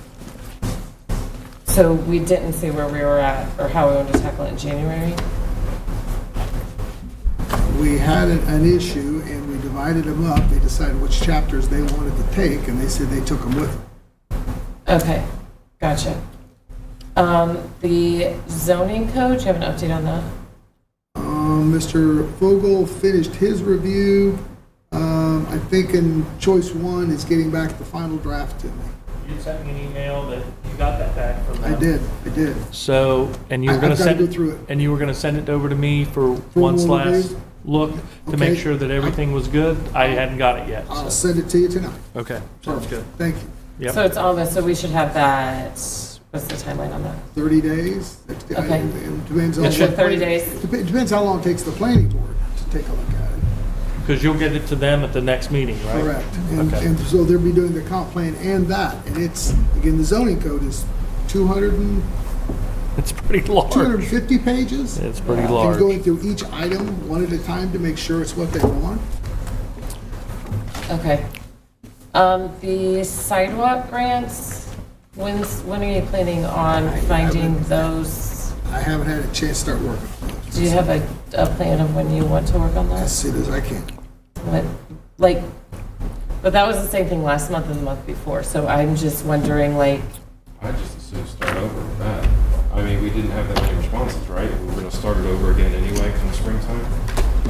but, We can harp on trying to find them, or we can get the handful of people to resubmit and then hopefully catch some more fish. can we do that, like, because you're gonna be ready to pour concrete soon, they probably need to budget and plan as well, and so I don't want it to be, my concern is You wanna start advertising it now? getting, because I'm with you, like, we're probably just gonna have to ask them to reapply. That's probably the easiest and most efficient use of time That's for what I initially everyone. proposed. So, I mean, can we just get that moving forward now to get those past ones?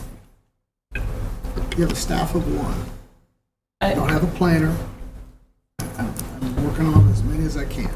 Okay, so how can we help get the applications out so that we can Want to continue hire on with this additional program? staff? We need a planner.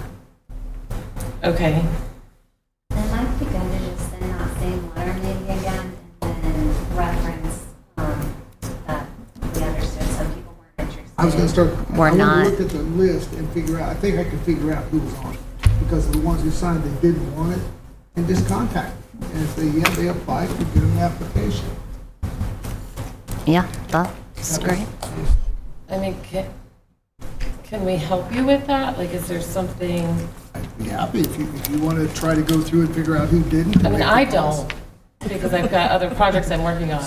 But is there, I mean, can we help you with a timeline or a plan to like get some of these things off our plate so we don't have to like, if we just, I mean, honestly, I think what Levi said, if we just post like, hey, we send out the letters again, we just copy exactly what we did the first time and say like, these were misplaced, we Are apologize. you talking about sending them to the ones who already signed the petition saying they don't Just a want whole it? new notice. I mean, Just a restart whole the- new notice, I'd just say redo it. That's fine. I'm just asking how you want to approach it. I mean, just you're exactly perfectly how we did it last, I mean, just repeat exactly what we did last year. Or could a small notice go in the water bill of those specific neighborhood? Sure could. Would that be cheaper? Are we gonna start with the same neighborhood, I assume? I mean, since they got their hopes up, I think. Well, some of them did, but a lot of them got their. If I was expecting a sidewalk, I would be really excited. I know. And I would, but I would also want to plan, like, am I gonna go on vacation, like, do I have summer vacation and I want to be there when it's done? Like, just, I would just want to be able to plan and have some time to plan for that. Maybe just insert in the water bills of that neighborhood, That we're planning to do a sidewalk program in the same area. and that we have lost the applications And and, the contact I don't know why we keep harping on that. We're relaunching.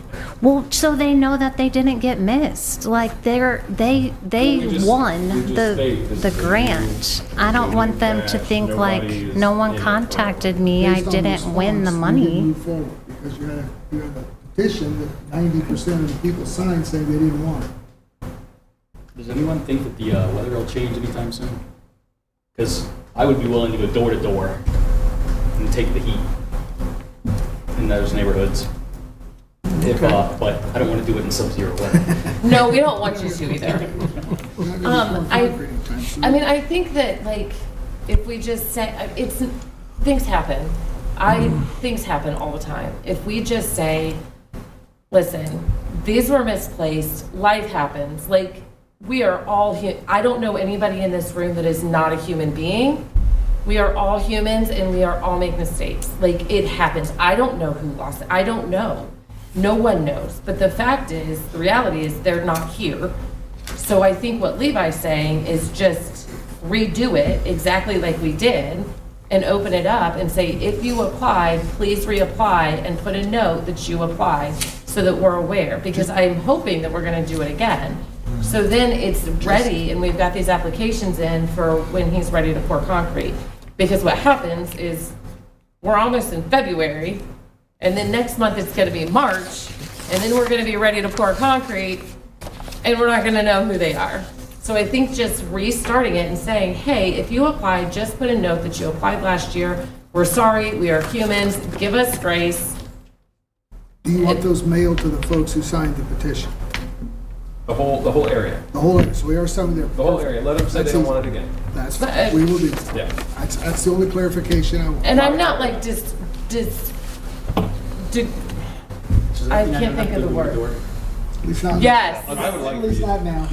I think this, like, we don't need to, I mean, because to me, going through the petition and the address, that sounds like a lot of work.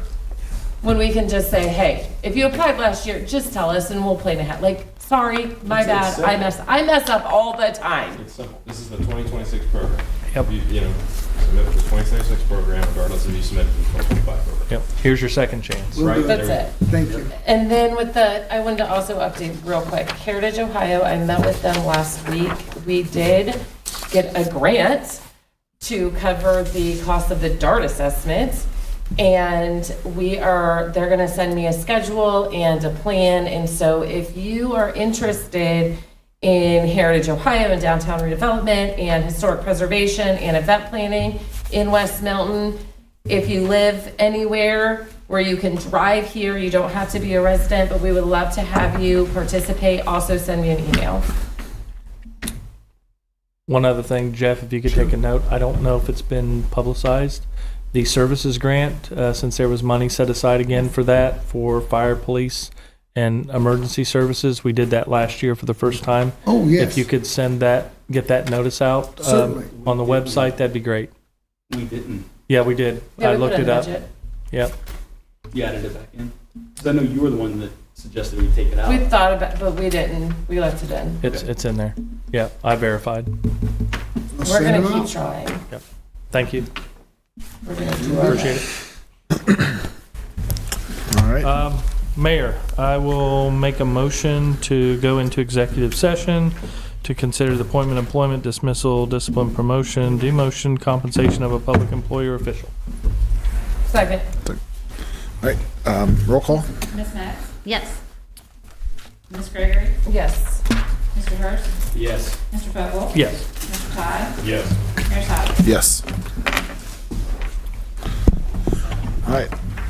Yeah. This will probably be it. Yes.